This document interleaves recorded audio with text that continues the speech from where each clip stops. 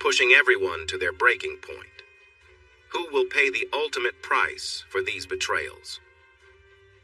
The 6 cheerleaders from Baylor Lake High School were complaining loudly about how difficult it was to find a good man who would love and respect them. Even Anita Sanchez, the kind librarian, was joining in their conversation. Jared Broussard couldn't help but laugh, which caught everyone's attention. Some girls looked curious, a few were annoyed, and others glared at him with frustration. Jared was not unattractive. He had wavy hair, warm brown eyes, and a friendly smile. However, because he wasn't athletic and had a slim build, the girls rarely noticed him. "Oh, why can't I find a nice guy?" he teased, pretending to be serious. This made them all look at him in anger. "And why were you listening?" Tammy Hale asked with disdain. "I wasn't trying to listen. It's hard not to hear you complaining," Jared replied, showing them his earbuds. "I was trying to enjoy some music, but all I hear is you all talking." "Complaining," Ariel echoed. "Just like my mom's little dog," Jared joked. "Do you want to know why you can't find a decent guy?" Jared asked, losing his playful tone. "You really want to know?" "Please tell us," Tamara said sarcastically. "Because you keep pushing guys like us aside," he said, pointing to Eric Miller, who was writing in a notebook. "Eric is one of the nicest guys ever," Jared continued. "Did you know he's a published poet? But of course you don't know because he doesn't fit your idea of a nice guy. You ignore him because he doesn't look like those popular guys." Jared then pointed to Clifton, another boy who was also not very popular. "Clifton is going to USC on a full scholarship and has excellent grades. But I heard how you laughed when he asked you to the dance, Rochelle. You chose Tommy instead. How's that working out for you now?" Rochelle looked upset and quickly left the room. "That's enough, Mr. Broussard," Anita Sanchez warned him. "Go ahead, give me detention," Jared said defiantly. "You know that's what they call you behind your back, right? These stuck-up girls act like they are your friends when you are around, but as soon as you turn away, they make fun of you." Amid the shouting of, "That's not true and you're so rude," Jared kept going. "Jack asked you out, didn't he, April? Why didn't you go with him?" "Oh, right, because you were with Chad. And where is Chad now?" "Oh, that's right. He's dating Sandra. Even after you did that for him. I wonder why you can't find a guy who treats you well." April looked shocked as some people in the library turned to look at her. Then she started to cry. "Why can't I find a nice guy? Let me tell you why," Jared shouted in the quiet room. "Because you're too full of yourself to see the good guys right in front of you." He picked up his books. "You know what? You all deserve what you get. You deserve to be treated poorly. You bring it on yourselves." "Yeah, I'll see you all at detention," Jared said, and left the library. 3 hours later, Jared entered Mr. Cousins' room.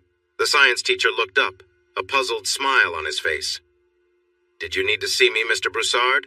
he asked quietly as other students came in for their 1-hour detentions. Yeah, I thought Miss Sanchez sent a note?" Jared asked.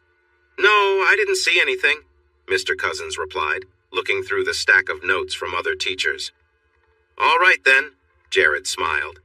"You're such a jerk," Leslie Webb, one of the cheerleaders, said as they walked past each other. "Just leave me alone, Leslie," Jared replied sharply.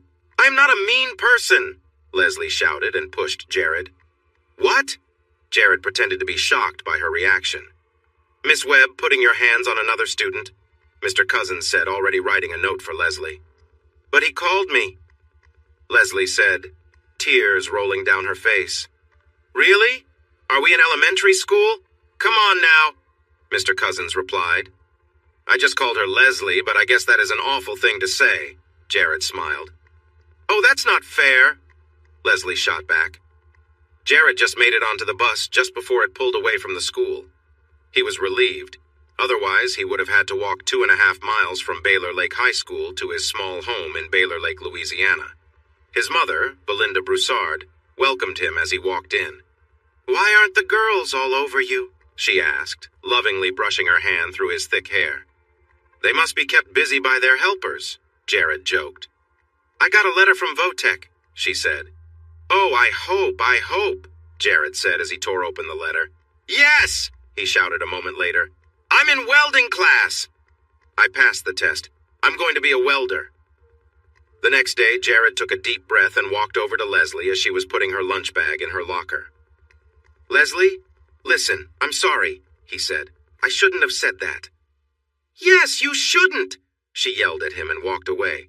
"Because of you, I got another detention. If I get one more, I'll be suspended."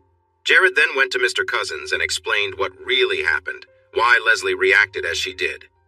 "But she had no reason to treat you that way," Mr. Cousins pointed out. "But she was upset," Jared argued. "All right, Mr. Broussard, I will cancel this detention," the teacher said. When Leslie arrived for her detention, she was surprised to hear Mr. Cousins say there was no detention. Mr. Broussard explained what happened, he said, as more students came in for their detentions. Leslie called her best friend April to share the news. April then told Tammy Hale, who thought about it for a moment. If it had been her, either Chad or Billy would have made sure Tammy got another detention. With graduation so close, all the assignments and tests piling up, a suspension could be really bad for anyone with a C-, and Billy would have enjoyed watching Tammy scramble. Before most of the cheerleading group sat down for dinner that evening, they all knew what Jared had done. He had stood up for one of them and done the right thing. "But he's still a jerk," Tammy whispered to Rochelle. "What was that about in the library?" Tammy spoke for almost 3 minutes before she realized they had lost the connection. She called Rochelle back, but it went to voicemail. "Ha ha!" Tammy laughed into the phone. "I was just talking and didn't realize we weren't even connected. Guess you're doing the same thing. Call me back. Love you." Rochelle had stopped talking. She had closed her phone, ending the call. She wiped away a tear. She had been so happy. She had even sung out loud when she saw the little positive sign on the test. A baby. A beautiful little baby. If it was a girl, they could play together, dress up, and go to ballet classes. If it was a boy, he would be strong and kind, just like Tommy. They would name their son Trey because Tommy's full name was Thomas Huval Jr., and Trey would be Thomas Huval III. Tommy would show Trey how to throw a ball, and they would be her two strong boys. "It's not mine," Tommy had said, his face showing his anger. When he finally admitted the baby was his, he insisted she should not have the baby. "What? Tommy?" Rochelle cried, tears streaming down her face. "How could you do this?" The blow to her face had left her dazed, but the kick had made her faint. When she woke up, she was at the University Medical Center in Lafayette, Louisiana. The police had asked Tommy Huval Jr. about Rochelle's injuries and what had happened. He said he didn't know. They had been at a party, had a fight, and she left angrily. What happened after that was a mystery to him, too. "But you need to catch who hurt her," he said, tears falling from his handsome face. Rochelle did end her relationship with Tommy, but he begged her to come back. He apologized. He promised he would change. Eventually, she forgave him, but their attempts to get back together weren't as magical as she hoped. He left right after, saying he was going out with his friends. Now, just 3 weeks before their graduation, Rochelle wiped away more tears. She would have been 7 or 8 months pregnant if Tommy had not caused her to lose the baby. She imagined the baby kicking inside her, and they would have been choosing names if the results had shown it to be a girl. Gloria. That was Nana's name, Rochelle remembered, her heart heavy for her loving grandmother. Graduation day came, and everyone went to the celebrations, promising to stay in touch and be friends forever. Almost no one noticed that Eric Miller, Jared Broussard, Clifton, Jack, or Barry were absent from the gatherings. A few parents did notice, though. "Tammy, you invited Clifton Abrams, right?" Mrs. Hale asked her daughter. "He gave such a great speech." "Clifton? No way, I wouldn't invite him," Tammy scoffed. "Not invite him?" Her mother chuckled derisively. "Tammy, he's got a full scholarship to USC, and where is Mikey going? Oh, that's right, he isn't." Summer went on, and those who had plans for college began to leave slowly. The ones without plans tried to find jobs, but faced stiff competition from other recent graduates, college grads, and even some seasoned workers looking for work. The job market in 2009 was tough. Jared worked hard and studied diligently, eventually landing a job at an oil field company. He planned to study underwater welding, a challenging job that required scuba diving skills and special welding techniques. But it was a job in high demand on the oil rigs, and he always had work available. Jared had just returned from a few weeks at work when his mother handed him a note. "Call Leslie Webb," it said. He did, and Leslie was excited. She talked quickly about old classmates and stories Jared didn't care about. Finally, he interrupted her. Leslie, why are you telling me all this?" he asked. "Jared, I didn't raise you to speak like that," his mother called out. "Sorry, I just got in and I'm really tired." "If you have a point, please get to it," Jared said with a sigh, avoiding his mother's disapproving look. "Well, Tammy is having a party tomorrow, just hanging out, and—" Leslie continued, not finishing her thought. Jared made a hurry-up gesture but stayed quiet. "So, do you want to go?" Leslie asked. "What? Why?" Jared was honestly confused. Leslie gave a reason that didn't make much sense, and Jared, surprising himself, said, "Sure, I can pick you up at 8 or 8:30. I was thinking about that Mexican place in Bender Manny's. They have the best salsa," Leslie said. "Sounds great. I'll pick you up at 7 then." Jared let his mother scold him for being rude on the phone, but she was happy to see him going out. "Oh, your first date!" she exclaimed. "Mom, what about Denise LeBlanc?" he reminded her. "Oh, what happened to her?" Belinda asked. "She was such a nice girl." "She took her own life," Jared said softly. He got dressed in his usual blue jeans and shirt, but his mother insisted he change into a nicer shirt and khakis.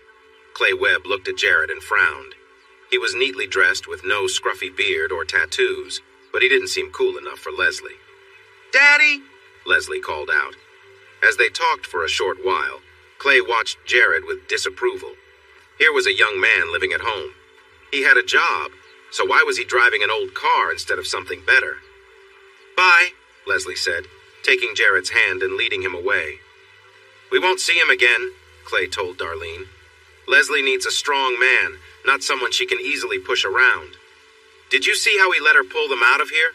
He needs to be stronger." Darlene shook her head and held back her words. Clay was just like Leslie's other boyfriends, Tommy, Mikey, Charlie. Clayton George Webb had been stuck in the past for nearly 20 years, forgetting he was no longer in high school. The only money they had came from Darlene's inheritance. If her father hadn't been careful with it, Clay would have spent it all. "What's wrong?" Clay asked when Darlene didn't answer. "Is it bad for a dad to want the best for his daughter?" "That's all my dad wanted," Darlene replied. "Well, now you have me," Clay said, feeling proud of himself. "Sure," Darlene said. While Darlene wondered why she had ever liked Clay or let him influence her life, Leslie was happily chatting away as Jared drove them to Manny's. His amusement mixed with confusion. Jared had asked Leslie out in high school once, back when he first got his driver's license and was excited about his uncle's old car. Leslie had laughed and told him that even if he were the last guy on Earth, she wouldn't date him. He noticed her outfit. His mom had made him wear nice clothes, but Leslie wore shorts, a simple top, and flip-flops. Leslie was thrilled when they arrived at Manny's. Charlie or Mikey would sometimes say they would go, only to change plans at the last minute to places she didn't like. Jared opened the car door for her and held the restaurant door open. He let her order first and even shared his water when the spicy salsa made her throat burn. "So, Leslie?" Jared finally said, interrupting her excitement. "Yeah?" She smiled, tossing her long brown hair back. "Not to be awkward, but last time I asked you out, you said you wouldn't date me even if I were the last man on Earth," Jared reminded her. Her smile faded as she looked down at the table, then she looked back up. "Yeah, well, I was wrong for saying that," she admitted. She took his hands in hers, noticing how rough they felt. "Wow, your hands are rough," she said. "Comes with the job. I wear gloves, but it happens," he shrugged. "You remember when you talked to Cousins for me? You said I didn't deserve that detention?" Leslie asked. "Yeah?" Jared replied, not really recalling that moment. "Well, Billy, I would have made sure you got another detention, would have made sure you got that suspension," Leslie said. "And it took you almost 2 years to say thank you?" Jared asked as she traced his palm with her finger. "Yeah," she admitted. When they arrived at Tammy's house, Leslie's cheerful mood returned. In high school, Jared Broussard didn't have much in common with the popular crowd. 2 years later, things hadn't changed much. Tommy and Charlie were loudly bragging about their strength, while Billy showed Chad, Mikey, and Richie his latest tattoo. The girls went into Tammy's room to share laughs and gossip. "Broussard, how much can you lift?" Chad mocked. "Don't know, never tried," Jared replied honestly. "Think Wayne still has his weights in the garage," Richie, Tammy's current boyfriend, suggested. I bet I can lift 100 pounds more than you and do twice as many, Tommy challenged. Jared shrugged. He was still thin, but he did carry his welding gear and scuba equipment around. Tommy seemed a bit softer than he did in high school, with a belly that hung over his belt. Okay, let's say I lift 100 pounds, 20 times, Jared clarified. You're saying you'll lift 200 pounds 40 times, right? Right, Tommy sneered. The girls came out of the bedroom and headed toward the garage. Jared showed them a $100 bill, and Tommy had to borrow and beg to put together his $100. Jared said, testing the 100-pound weight. Let's add another 100, okay? Tommy started to sweat as Jared easily lifted the 200 pounds, doing 25 reps quickly. Leslie hugged Jared, bouncing with excitement. Jared smiled at her, and she kissed him gently on the lips. Jared found it amusing. In high school, Leslie didn't pay much attention to him, but now she was clinging to him. He briefly wondered if being the only guy in the crowded, warm garage with a job had anything to do with her attention. Tommy was worried. He had lifted 300 pounds before. He even managed 325, but that was over a year ago, and he barely managed 10 reps then. Rochelle's worried face annoyed Tommy. True, $43 of his $100 was hers, and she complained it would take another 2 weeks for her to get more. Chad and Billy's smirks also frustrated him. They were hoping he would lose, looking forward to having something to tease him about. Chad especially wanted to show Rochelle what a failure her boyfriend was. He had even said on several occasions that he was interested in Rochelle. Good luck with that, Tommy had chuckled in response. Tommy grunted as he pushed the weights, his muscles straining. Billy was there, ready to help if needed. After 8 reps, Billy had to step in and guide the bar back into place. Rochelle, looking frustrated, stormed out of the garage, and shortly after they heard the front door slam shut. How many can you do, huh? Tommy asked, panting, while Billy laughed at him. More than you, for sure, Billy replied with a grin. The party atmosphere was tense, with people teasing and mocking each other. Chad and Billy especially enjoyed picking on Tommy, bringing up how Jared had embarrassed him earlier. Man, Jared made you look bad right in front of Rochelle, Chad taunted. Where'd she go anyway? She left after Jared got the better of you, Billy added. Why don't you go talk to him about it? Jared, sitting off to the side, felt detached from the group. He remembered how back in high school he used to wish to be part of this crowd, hanging out with the popular kids, sharing stories. Now, it all felt pointless. The conversations were childish, filled with empty boasts and immature jokes. None of them had much going on in life. Richie was working a low-paying job, and Chad had lost his job at the gas station. Tommy and the others didn't seem to be doing much better. Jared, having gone to a technical school and now working on the rigs, had moved on from the dreams he once had. It was clear that he no longer fit into their world. Even the girls he had once admired, Tammy, April, Leslie, now seemed shallow to him. Leslie, who had stayed by his side during the party, smiled at him. Guess you're still on rig time, huh? She said softly. Yeah, Jared replied, nodding. He had kept to himself, nursing a single beer while the others drank like they were in a race. Tommy, now fully drunk, tried to provoke Jared, but he ignored the comments and stayed calm. Later, as they sat in Jared's car, Leslie leaned over and made a playful comment about how they could have gotten a hotel room if he had taken some money earlier. Jared laughed it off, not really caring. In the end, losing his innocence, both in terms of the crowd he once idolized and the relationships he imagined, wasn't as meaningful as he had once thought it would be. Reality had set in, and the magic he had hoped for just wasn't there. Leslie must have felt a rush of joy. She gasped and trembled in delight. And wow, you're much bigger than I expected, she complimented before she wanted to try again. They went on a few more dates before Leslie ended things with, "It's not you, it's me." But losing her wasn't as hard for Jared as he thought it would be.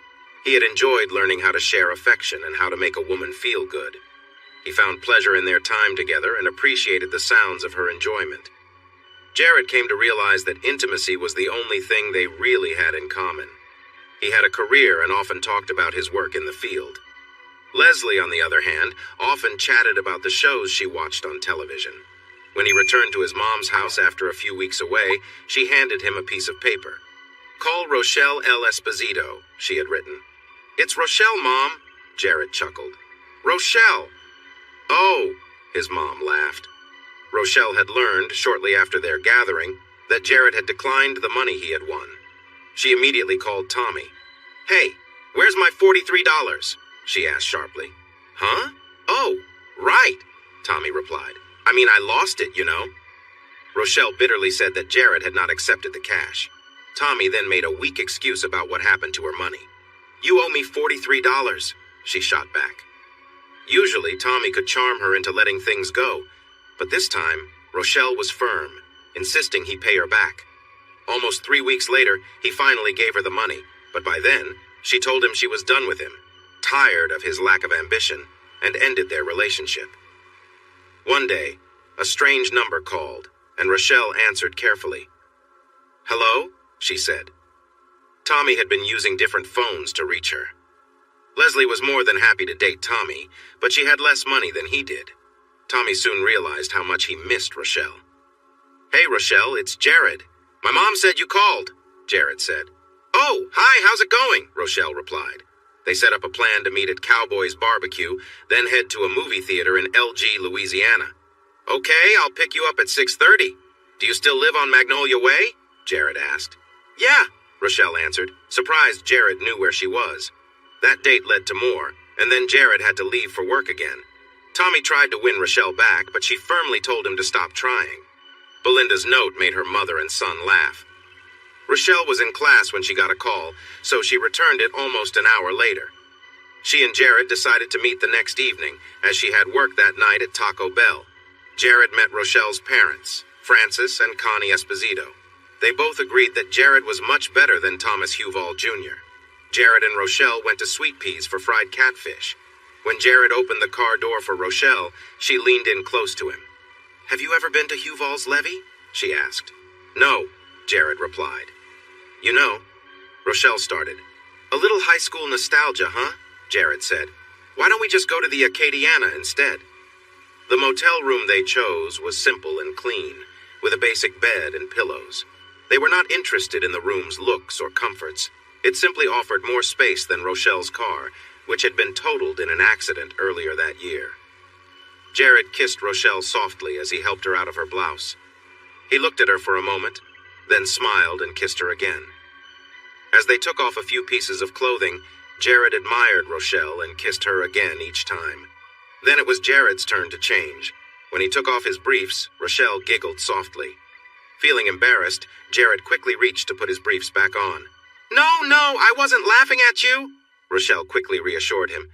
She held his hands tightly. "No, sweetie, please don't," she said, kissing him gently.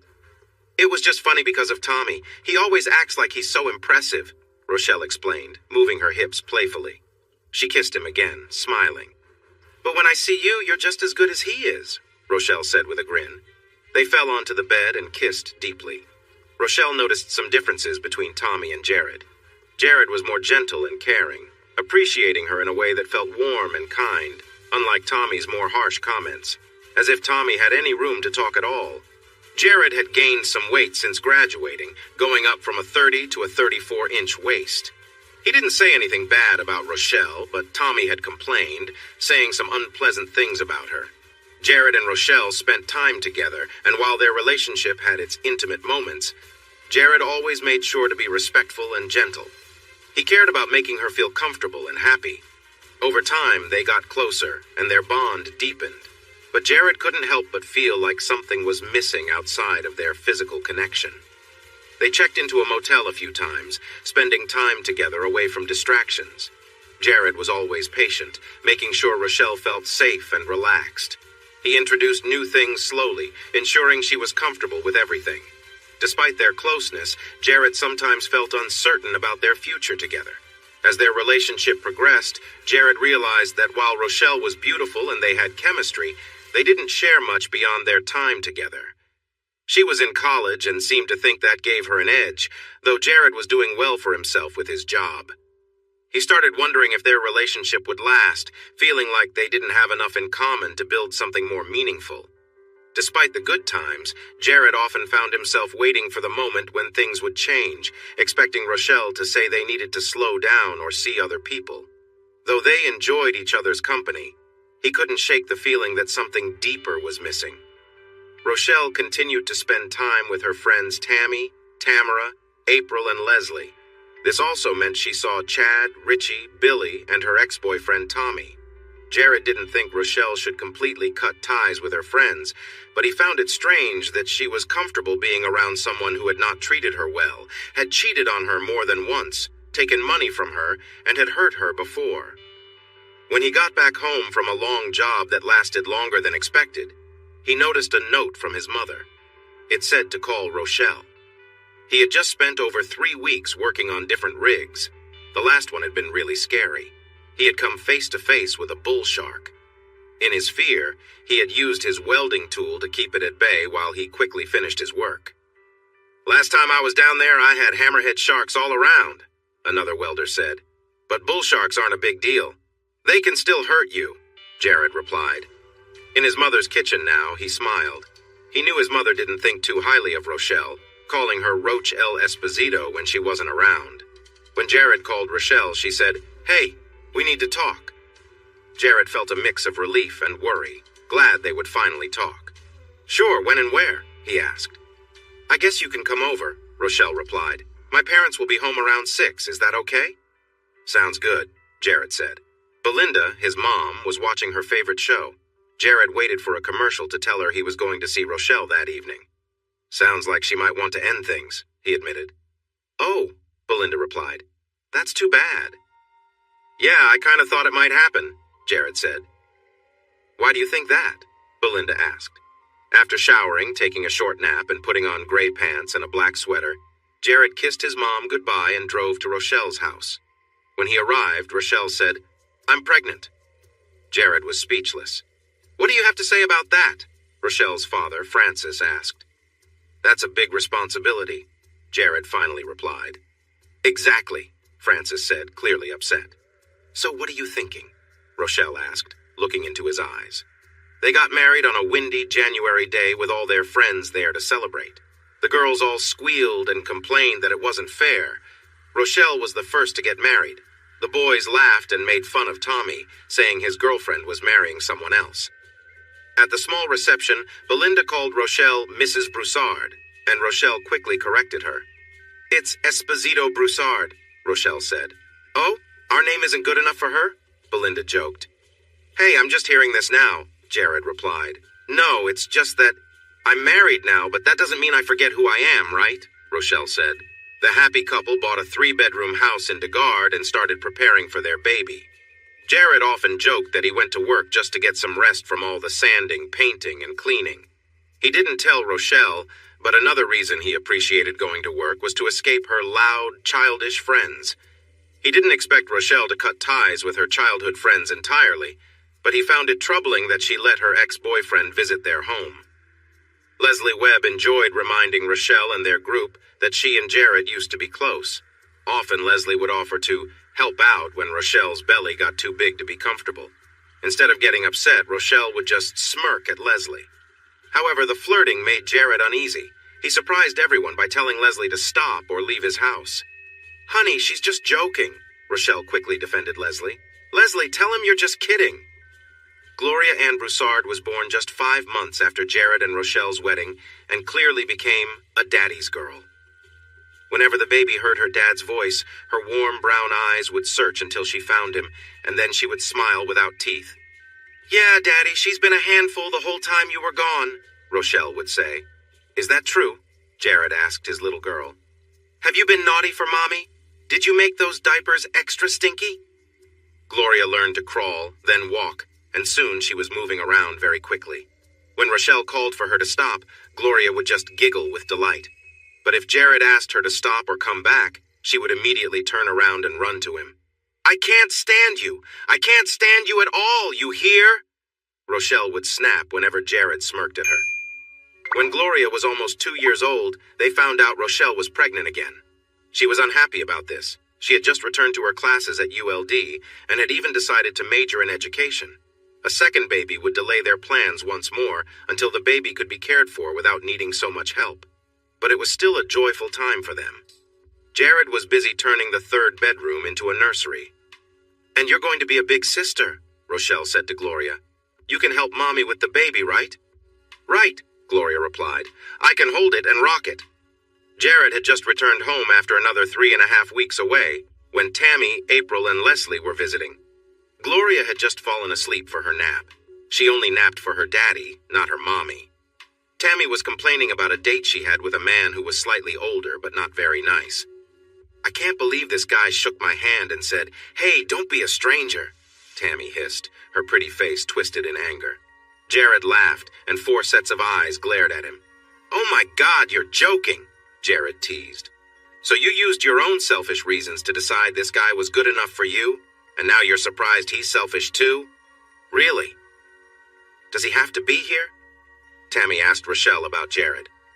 "Yes, he needs to be here," Jared said, taking a beer from the fridge.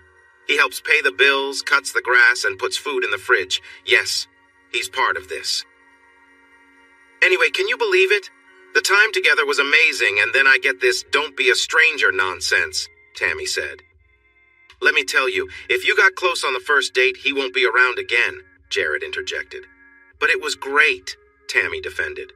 "Great for a guy? Sure," Jared replied. "But even if it was that good, why would he just want you when he could have you and your friends too?" "What a jerk," Tammy said to Rochelle. "No wonder you're still with Tommy."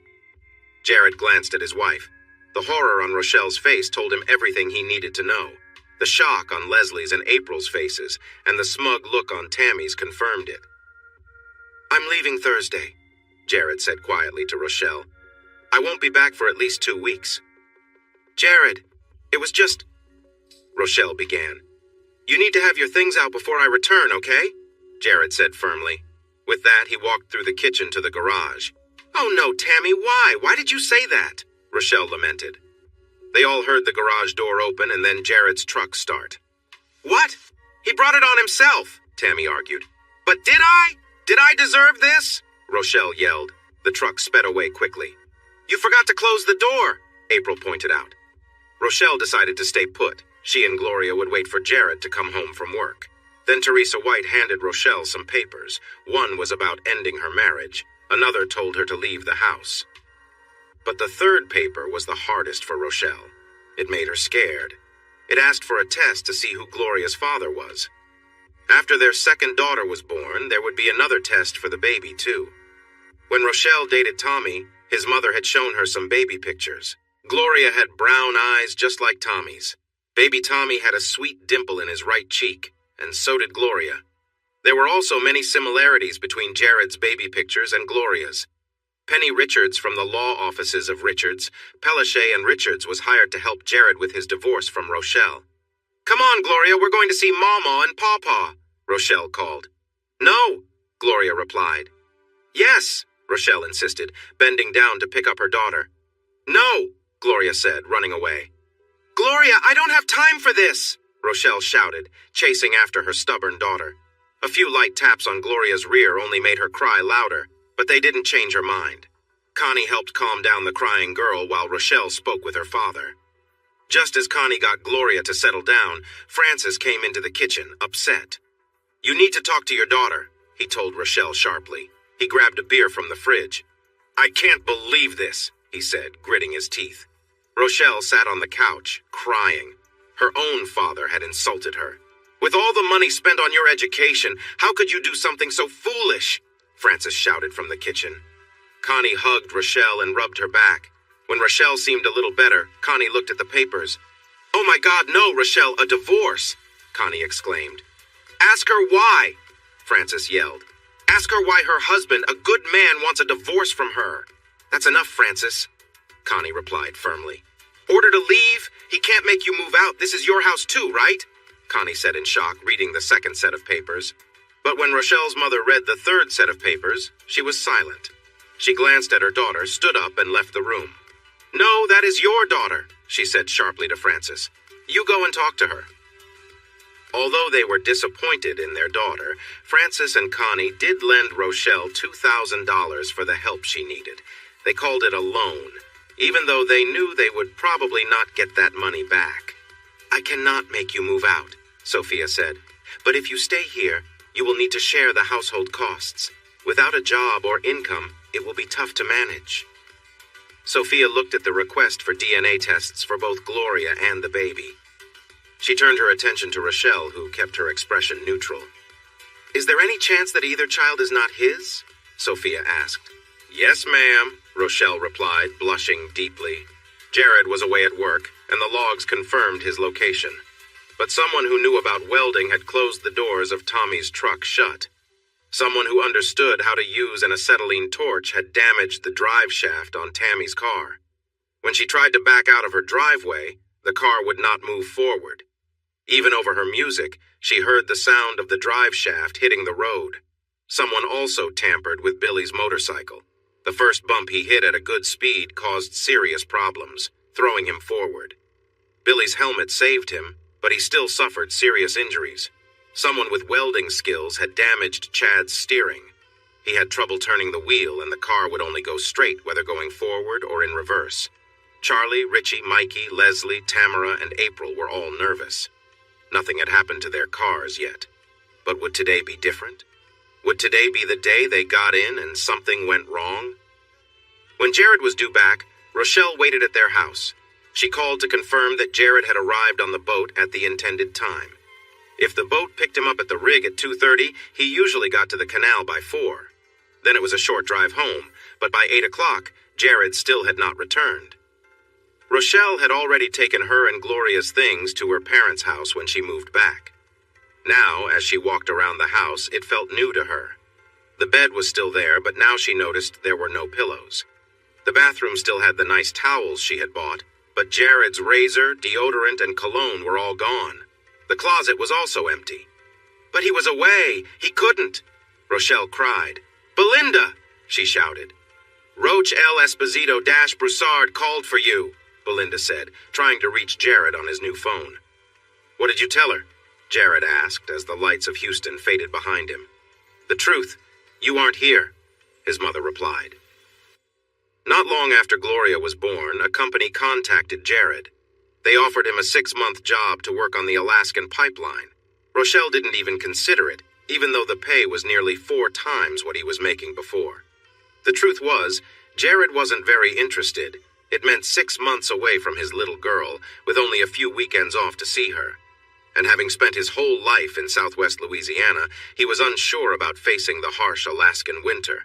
But now, he had no excuse not to go. "And by the time I'm done, the divorce will be finished," he told himself. Chris Fontenot from Fontenot's Equipment and Services had been told by Jared not to inform Rochelle that he no longer worked there. But Chris had a soft spot for upset pregnant women, and eventually revealed that Jared had quit. "Honestly, I even offered him land work or shop work," Chris shared. "It doesn't pay much. Do you know how much an underwater welder earns? But he just said it was time to move on." Then the 59-year-old man made Rochelle uncomfortable by saying he would help her out if she ever needed it. Jared was wise enough not to tell Chris where he was going. Chris did tell Rochelle the truth. Welding jobs were available, not just in oil, but in many other industries too. "Man, as good as Broussard is, there's no limit to where he could go," Chris said. With tears in her eyes, Rochelle had to tell Sophia to cancel the request for counseling. Since they did not know where Jared was, and Belinda wouldn't say, they couldn't force him to go. The DNA test on Gloria showed that Jared Broussard was not her father. It also revealed that Tommy Huval Jr. was not the father either. Tommy hit Rochelle hard enough to knock out a tooth. Chad Theriot complained and made threats, but eventually agreed to take a DNA test. "What?" Chad yelled when Teresa White, the process server for Penny Richards, delivered papers saying he was being sued by Jared Broussard for back child support. "How am I supposed to pay this?" "Here's an idea. Get a job," Teresa suggested. "And what about my car?" Chad shouted. "I give up," Teresa said. "What about your car?" "It won't start." "I'm still dealing with this," Chad said angrily. "Life goes on, man, life goes on," Teresa replied with a shrug as she got into her car. While Chad looked for a legal way to avoid paying child support, Rochelle was trying to use her daughter to get what she wanted. Belinda had enjoyed being a grandmother and loved having a granddaughter. It hurt her deeply to discover that she wasn't related to the lively little girl, and probably not to the baby girl that Rochelle was expecting. "Please, Miss Belinda," Rochelle cried as Belinda attended to Gloria. "I don't want a divorce." "My Jared wouldn't have wanted a wife like that," Belinda responded. Looks like nobody is getting what they want. Miss Belinda, I made a mistake, all right. Guess you've never made one, huh? Rochelle said angrily. Belinda looked at Rochelle's belly and then at her flushed face. She continued singing to Gloria softly. Rochelle took her daughter and got ready to leave. Tell Nana goodbye, Rochelle said sharply. Belinda's smirk made Rochelle even angrier. She stormed out of the house.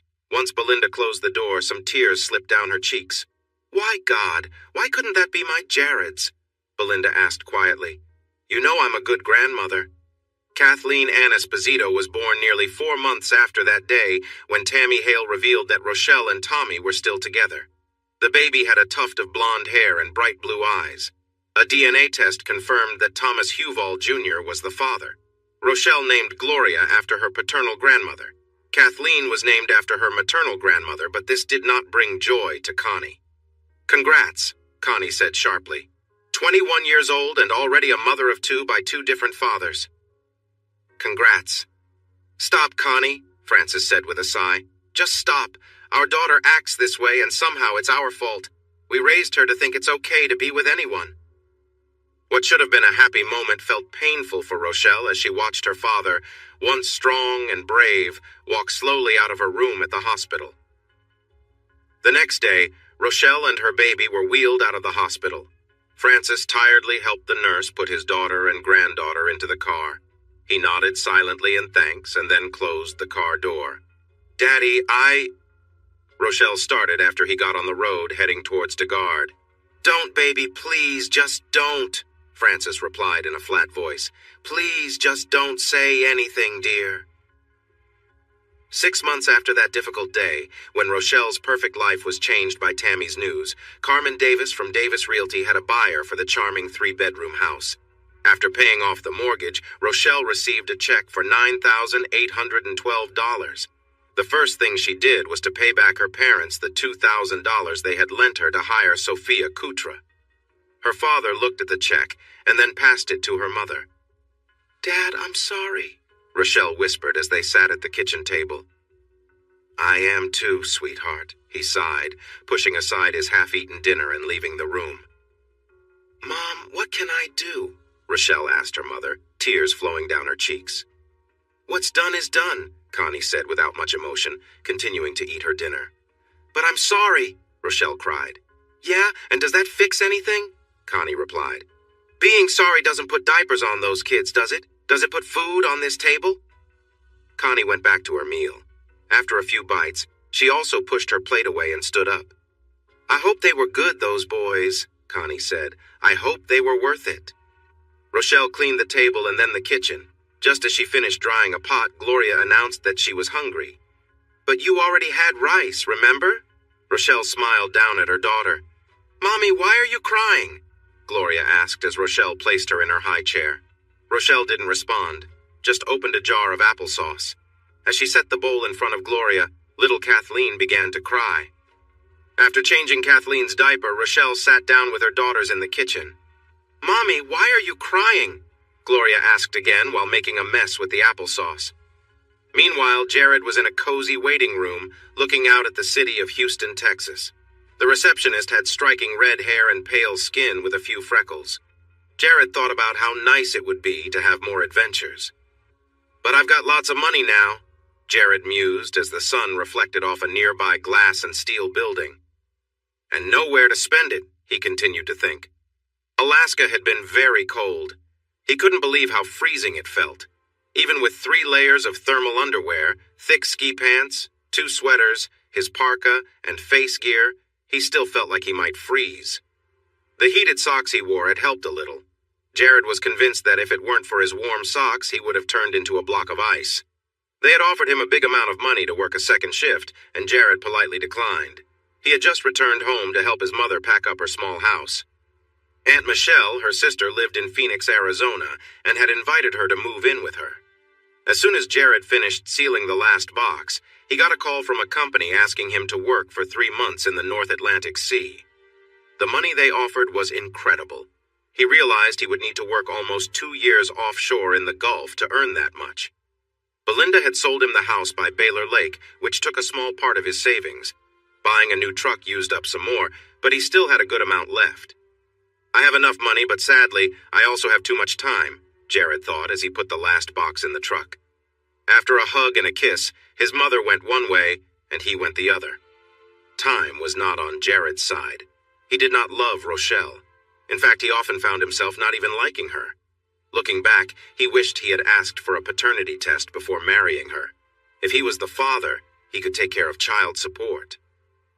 Of course, Gloria was not his child, and neither was Kathleen. He sometimes wondered about Kathleen. Did she inherit her mother's beauty? Or did she look like Tommy? He had not loved Rochelle, but he had loved being a father. He adored his little girl. The fact that his wife had been with her old boyfriend and her friends mocked him made it impossible for Jared to stay married to Rochelle or to be a true father to Gloria. Penny Richards, now Penny Jones, his lawyer, arranged for a property management company to oversee his home while he was in the North Atlantic for 94 days. He thought their fees were a bit high, but he had enough money to manage it. Alaska had not prepared him for the biting cold of the North Atlantic. The strong winds howled around the tall structures, and no matter where he went, Jared felt the chill. On the open water, it was especially chilling. I really don't care, Jared thought as he sealed the last container. As soon as my shift is over, I'm getting out of here. And he did. After just 1 week at home, he started working for King Sanitation. They sent him to Santa Barbara, California. He loved the warm weather and the fun atmosphere there. But after a few months, he admitted to Bronson Metier, the head of the Santa Barbara office, that he was feeling homesick. Jared told Gordon King, the owner and CEO of King Sanitation, that he missed home. Gordon had 2 welders working at the Baylor Lake office, but he promised Jared he would contact him if he needed help. They said goodbye on friendly terms. 1 week after getting home, Jared received an invitation to the corporate office in Houston, Texas. They wanted him to lead a team of welders to Nigeria. The person on the phone laughed and mentioned that Nigeria was much warmer than Alaska. The sun made the nearby black glass and steel buildings shine like a bright diamond. Jared turned his gaze away from the light and looked at his watch again. The email stated their appointment was at 3:30. Mark Barnes had confirmed the time over the phone. The receptionist, who was very nice-looking, also confirmed that the appointment was set for 3:30. His watch now read 4:20. The clock on the wall behind the receptionist showed the same time. Jared stood up, took one last glance at Houston, Texas, and exited the corporate headquarters. "Sir?" the receptionist called, but Jared let the door shut behind him. In the lobby, a security guard finished a phone call and gestured to Jared as he stepped off the elevator. "Sir? Mr. Broussard? Mr. Barnes is waiting for you," the guard said. "Please tell Mr. Barnes not to contact me again," Jared replied. "I won't work for a company that treats its employees with such disrespect." For his little negotiation misstep, Mark Barnes lost his job, received a small severance, and was advised that he might not want to use the company as a reference. Jared went home and had a quiet dinner at Sweet Peas. He thought about stopping by the dead-end bar for a cold drink, where he could relax and watch the lively atmosphere, but he felt more like resting in bed. When he lay down, the digital clock read 8:37. He wished he could tell Gloria the story of Bunky, the chunky monkey. Someone had given her a stuffed monkey, and Jared had created rhymes to entertain her. Chunky, clunky, flunky, hunky. Jared smiled while resting in his cozy bed. Chris Fontenot was happy to hear from Jared. He didn't even wonder why Jared called him at home at 8:54 in the evening. "Yeah, I need to catch up on some shop work," Chris agreed cheerfully. Jared arrived the next morning feeling a bit tired from the few drinks he had the night before, but he made it on time, which was more than what many of the other workers could say. Chris hugged Jared and then teasingly tugged at the full beard Jared had grown while in Alaska. "Wow, it really feels odd," Chris joked.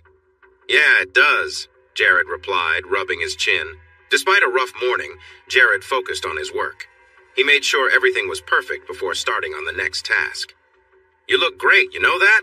Chris said. One of the men was working on a swing set for a school. Jared paused to watch for a moment, then moved on to his next job. "Do you have any kids?" the man asked Jared. "I did," Jared answered softly. "I'm sorry to hear that," the man said, and returned to his work. One day out of nowhere, Eric Miller called Jared's home phone. "Hey, my book got picked up for a movie." Eric exclaimed. Wow, that's amazing. Congratulations, Jared said, thrilled for his old friend. But how will they turn poems into a movie? No, it's a novel I wrote, Eric chuckled. But we're having a party at the backyard barbecue. Can you come? When is it? Jared asked eagerly. Tomorrow night at 9, Eric said. I can't wait to see you. It's been too long.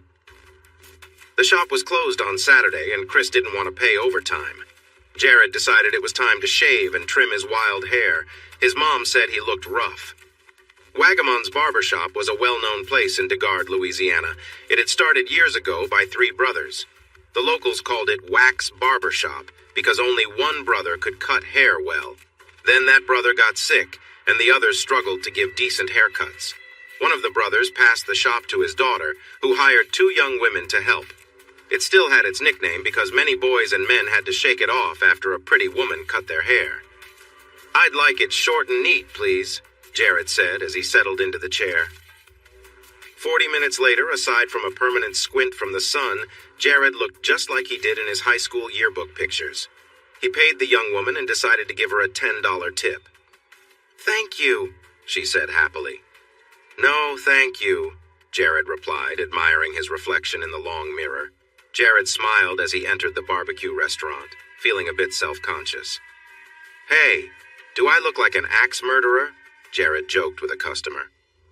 How would you know what one looks like? The customer laughed. My mom told me, Jared replied with a chuckle. The customer started to ask more, but Jared waved goodbye and headed home. He bought an expensive bottle of champagne and a cheap card that said, Congratulations, then spent the afternoon doing chores and taking a nap to pass the time. When Jared arrived at the back room of the barbecue place, he was greeted with a loud shout from Eric. You made it! Eric yelled, still looking much the same as he did in high school. Eric was still a bit overweight and had the same wild brown hair, thick glasses, and a heavy metal band shirt with shorts and tennis shoes. He waved at Jared with a frosty beer in his hand, eyeing the champagne bottle happily. A couple of familiar faces were there, too. Jack Powell, who had joined the Navy and fell in love with Japan, was with his wife, Ryutu. Clifton Abrams was also there. He looked better, but still quite thin. Jared teased him about his receding hairline. The party had a good mix of old friends and new faces, and there was plenty of good food and cold drinks to go around. Hey, Eric! We got you a little surprise! One of Eric's neighborhood friends shouted as he stumbled toward the door. Suddenly, Leslie and Rochelle entered, both dressed in playful cheerleader outfits. Billy St. Charles followed, holding a large boombox. Though Billy had been in an accident that changed his looks, he joined in on the fun as he started the music. Leslie and Rochelle began to dance, waving their pom-poms. Jared felt a bit overwhelmed and tried to fade into the background, feeling embarrassed for his ex-wife. It was clear she was not enjoying attention, even if she wore a forced smile. I hear we're celebrating something special tonight, Leslie shouted over the laughter and cheers. Yeah, I sold a book for a movie, Eric proudly announced, though he struggled to stand. A movie? That's amazing, Leslie cheered, though her excitement seemed a bit forced. But is it hot in here? It's too hot, Rochelle chimed in. With that, the atmosphere became lively as everyone laughed and joined in the celebration. This brought on more screams and cheers from the guests. Another song played loudly, and Leslie and Rochelle kept dancing, their outfits barely covering them. Hey, Jawed, didn't you marry her?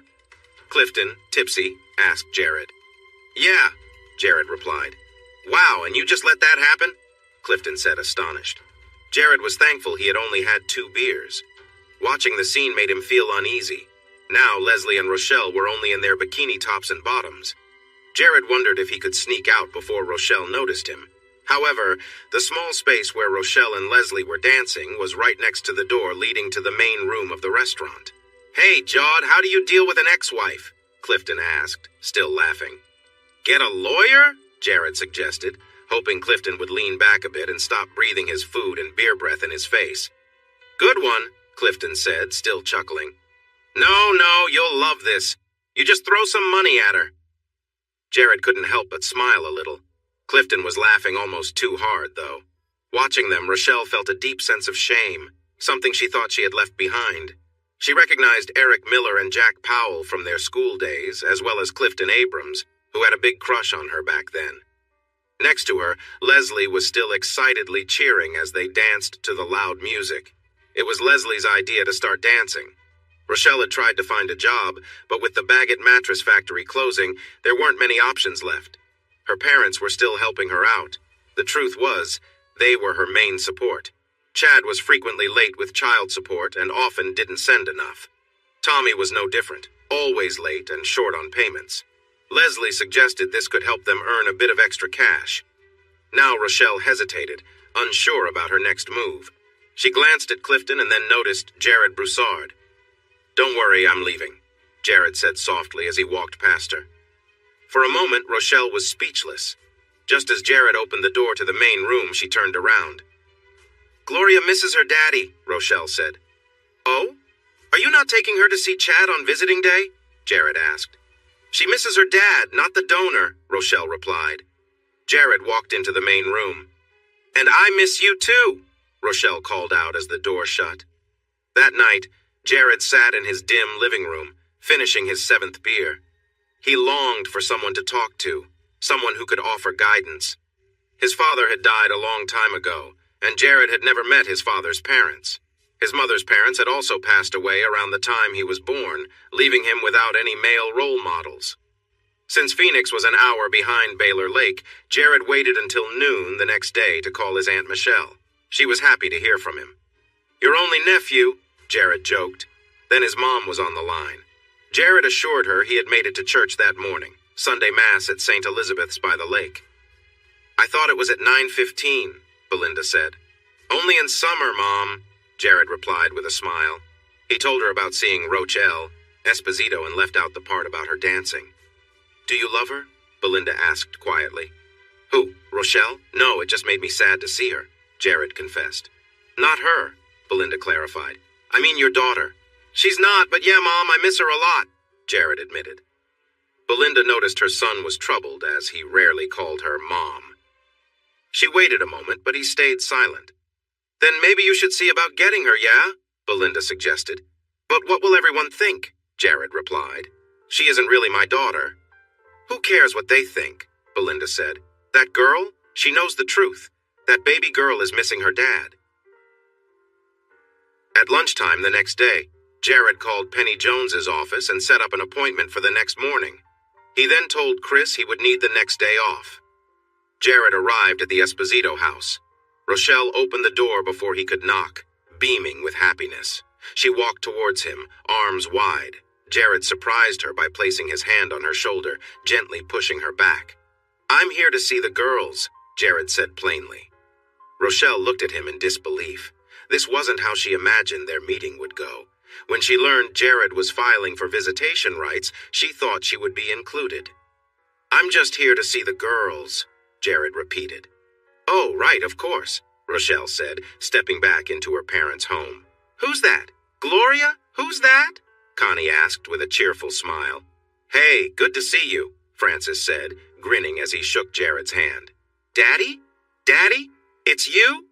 Gloria gasped as Jared knelt down. "Yeah, it's me," Jared said, a tear rolling down his face. "Daddy, wait here," Gloria shouted, then ran out of the room. "Kathleen, this is your daddy. Say, hi, Daddy." Connie encouraged the small child. "See, Gloria can run fast," Jared said to Rochelle, who was quietly crying.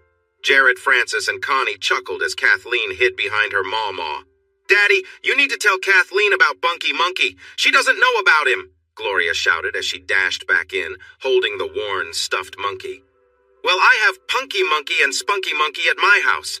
I'll tell her all about them when we get to my place, okay?" Jared smiled, happy she still remembered Bunky Monkey.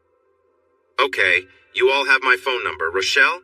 It's the same one my mom used to have, and I gave your dad my cell number," Jared said as he picked up Gloria. "You ready?" When the test results about Gloria Ann Broussard came back, Jared asked to remove his name from the child's birth certificate. His name was never on Kathleen's birth certificate either. He had never thought of the 15-month-old toddler as his daughter, but Penny gently asked Jared if he thought it was right to keep the two sisters apart. "Is it fair to let Gloria have fun with her daddy while Kathleen doesn't?" Penny asked. Rochelle didn't mind if Jared wanted to be recognized as the father of her daughters, as long as Chad and Tommy gave up their parental rights. Chad was quick to sign away his rights. Penny joked that he moved through the papers so fast there were traces of smoke. Now, as Jared packed diaper bags and a Barbie suitcase for Kathleen and Gloria, Chad was showing off to April. "Yeah, I miss my kid," Chad laughed. "Now he's the one who has to pay her child support." Chad was too caught up in himself to notice that April seemed quieter than usual. When they stopped at Huval's levee, she softly said she wasn't feeling well and thought she might be getting sick. "Can't even help me out?" Chad demanded. "Yeah? Do you want me to be sick all over it?" April shouted back. After that, he slapped her and drove her home. "I really think I am getting sick," April said as she stepped out of the car. "It's called common sense." She had asked Chad about their wedding plans. She'd been wearing a cheap engagement ring for 3 years. The diamond was small and the band was made of gold. But whenever she brought up marriage, Chad always had some reason why they couldn't go forward. April had hoped that now Chad no longer had to support Gloria financially, he would focus more on their wedding plans. Instead, he was talking about joining his older brother Davy, investing in a racing car, and competing on Saturdays in Pinoak, Louisiana. "Yeah, Chad, I'm really seeing things clearly now," April said as she walked into the house she shared with her parents. When Jared asked Tommy for support, Tommy thought for a moment and then agreed to sign the papers. He didn't like paying anything to Rochelle Esposito and didn't want to be responsible for her child. "It's like giving money over and over and never getting anything back," he complained. "Doesn't she know about birth control?" Tammy Hale was also realizing some truths as she listened to Charlie and Tommy laugh about how foolish Jared Broussard was. Her last date was with a top salesman from a car dealership in LG. They had shared a moment in the car on the way to a nice Italian restaurant, and then things continued at her place. "Then he turns out to be married," Tammy grumbled to herself. Looking back, she should have guessed when he wanted to go to her place or rent a room. $600 a month? Not anymore? Goodbye, Tommy shouted, laughing. "Such an idiot," Charlie chimed in, chuckling. Charlie was still in college, and it had been nearly 7 years since high school graduation. He still hadn't gotten enough credits for his degree, yet he thought he was smarter than Jared or Jack. After all, Jared had gone to a small technical school, and Jack had joined the Navy. Tammy tossed her long red hair back and reminded Charlie and Tommy that she needed to start cleaning. That worked like a charm. Hearing the word work made both of them leave her apartment. As Tammy picked up the many empty beer cans in her place, Jared carried both girls to his truck. Rochelle followed behind, feeling a bit disappointed that this reunion wasn't what she had wished for. "If you need anything, just call me, all right?" Rochelle said. "Even if you just want to talk." "Sure," Jared replied, fully intending not to reach out to Rochelle. Kathleen felt unsure about being with this stranger, but her sister's excitement made her feel better. She waved goodbye to her mom, and soon they were driving away. Much of Nana's furniture was still in the house, making it familiar and comforting for Gloria. Her old bed was still there, along with a new one. Kathleen would sleep in Gloria's old bed because it had safety rails, while Gloria would rest in a new princess bed. There were even her old toys tucked away under the bed. There were 2 stuffed monkeys named Punky and Spunky. While Jared shared a fun story about how Punky and Spunky came to live with him, Rochelle sat quietly in her room at her parents' house. In front of her was the wedding album. Among their friends, Rochelle was the only one who had gotten married and then divorced. She was also the only one with kids. Tamara had a baby boy but chose to give him up for adoption. Soon after, she moved away and no one knew where she went. Ariel had shared that she was gay, which surprised no one. Now she lived in Austin, Texas, with a woman who had a tough appearance and a love for strong drinks. Rochelle sighed and closed the photo album. It was a Friday night, a little after 8 o'clock. She didn't have her kids with her, no work to do with Leslie, and she didn't need to hurry home to help her mother.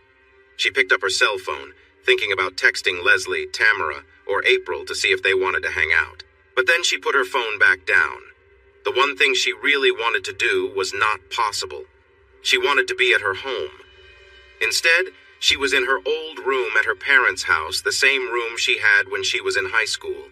She was sleeping on the same bed. This was her life for now. Suddenly, her phone rang, and she smiled when she saw it was April calling. Rochelle was shocked when April asked for Jared Broussard's phone number.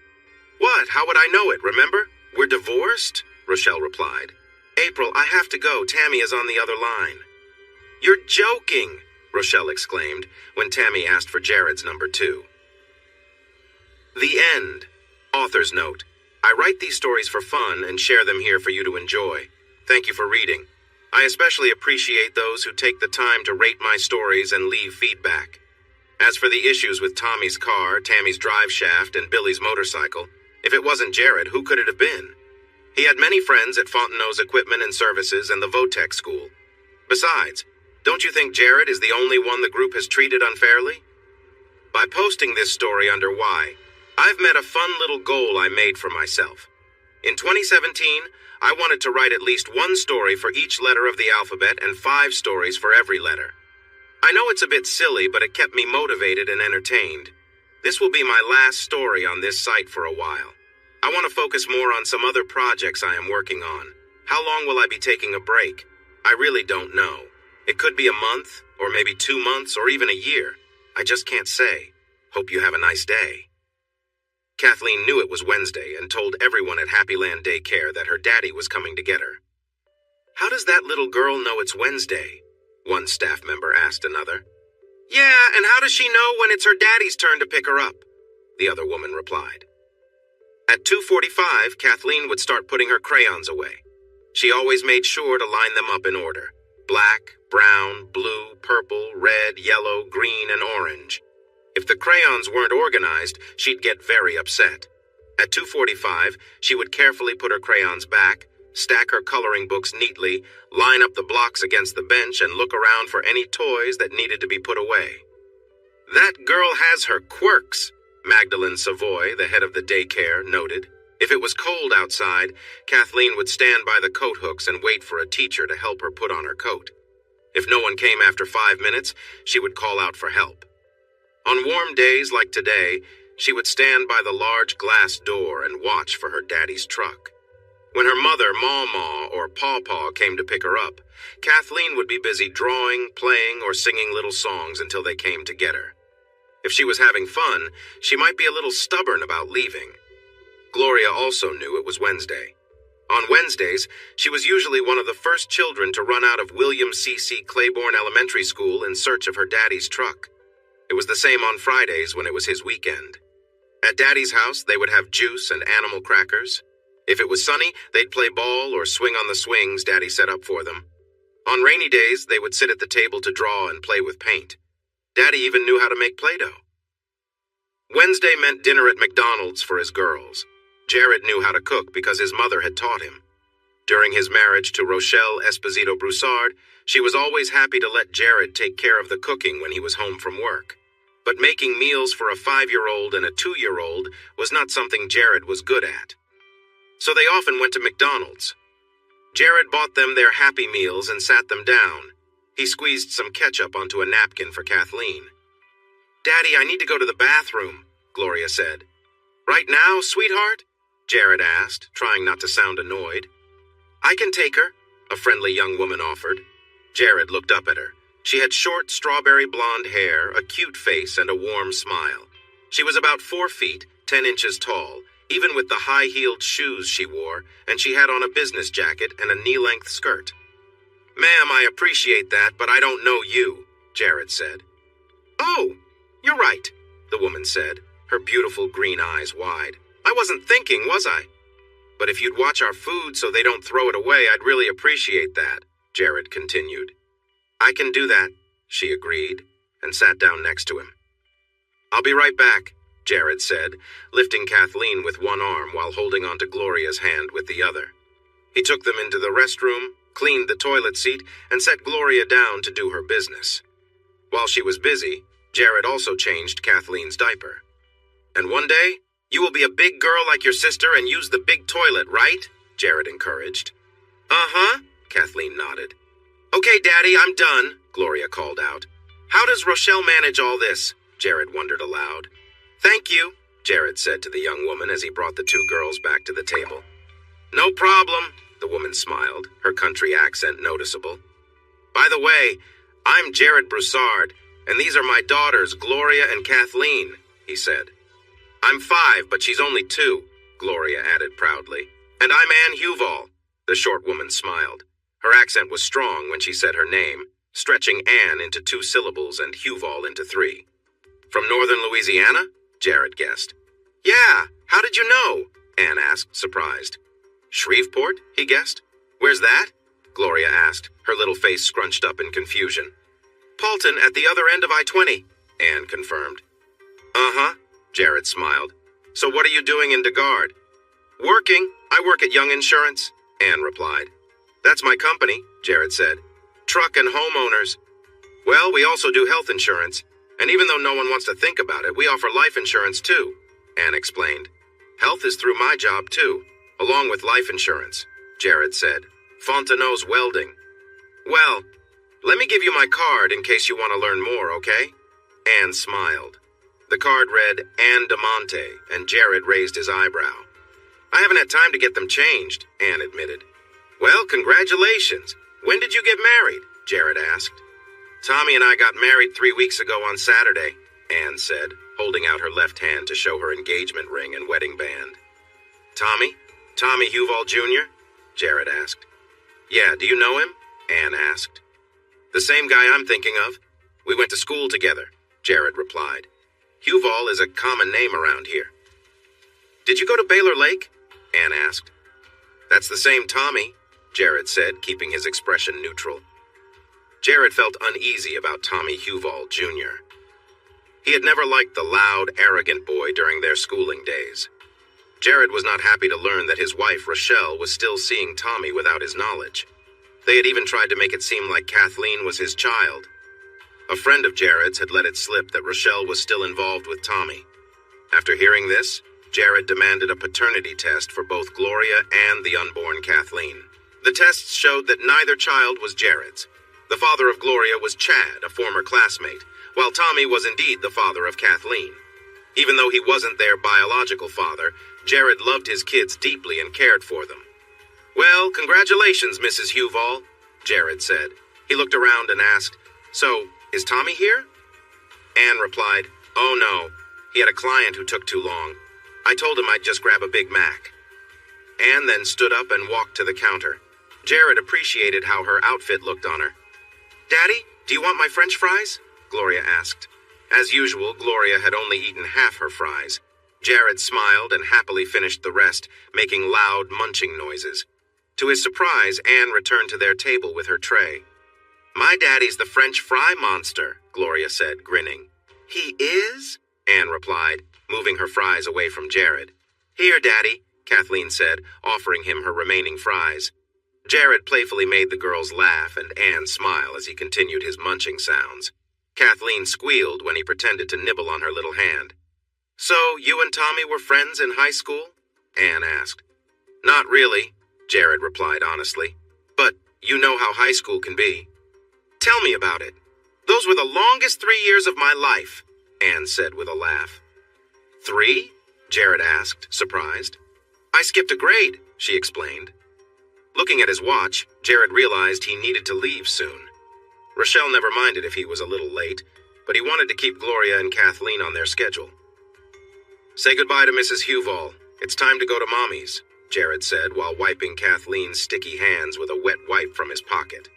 Bye, Mrs. Huval, Gloria said cheerfully. Bye, Anne replied with a smile. We come here every Wednesday, Jared mentioned unexpectedly. He wasn't sure why he said that since Anne was married, and to a man he wasn't fond of. Tommy, huh?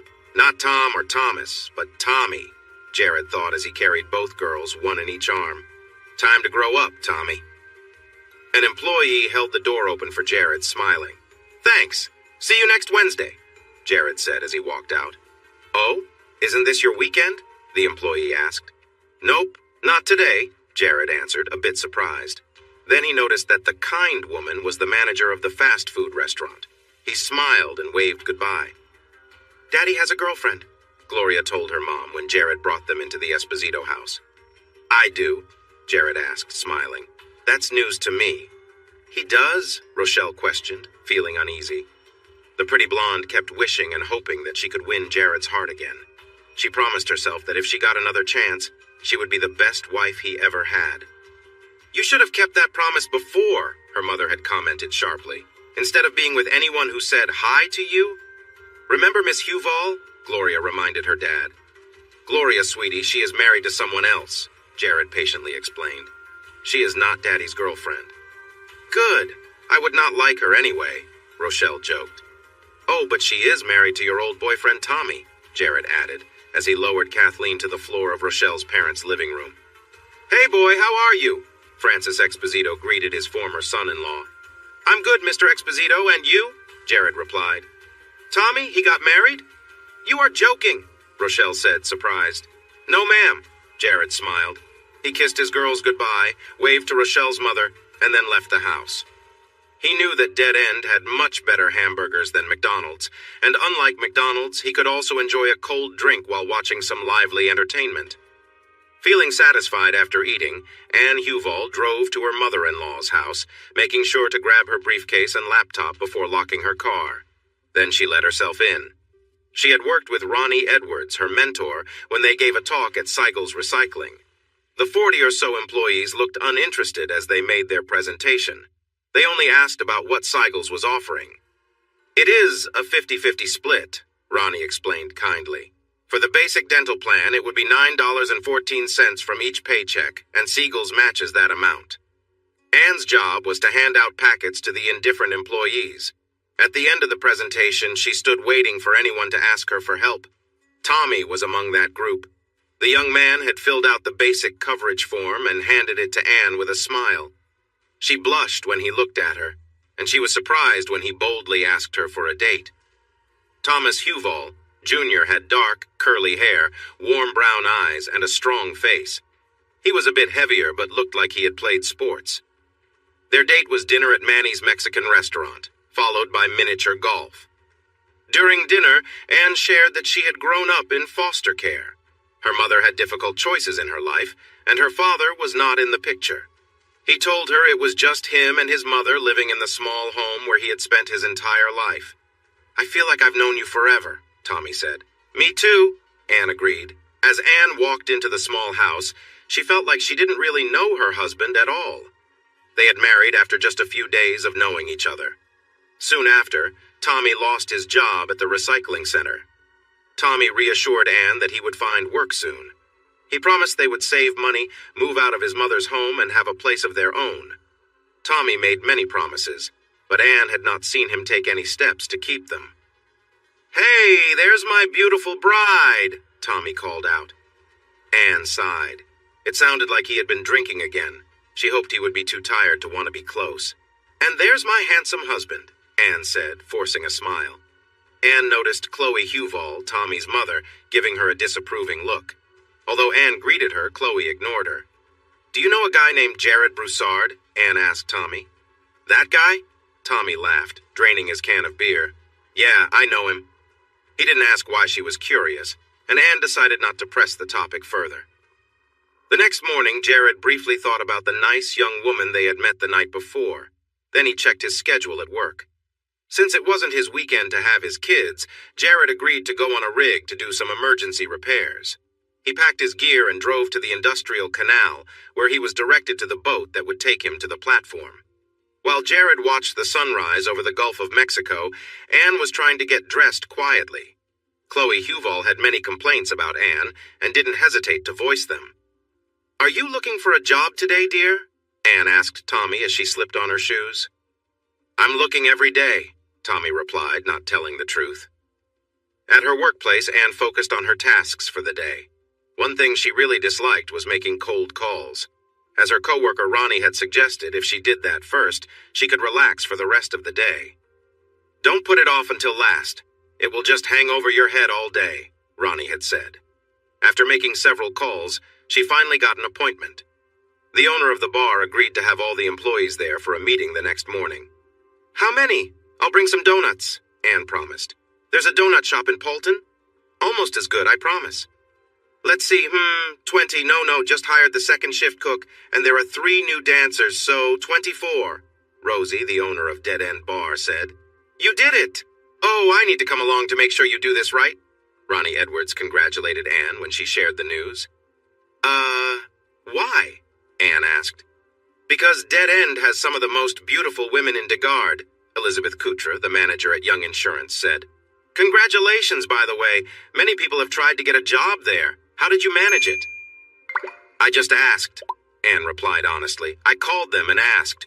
Seriously, I want to come along, Ronnie said.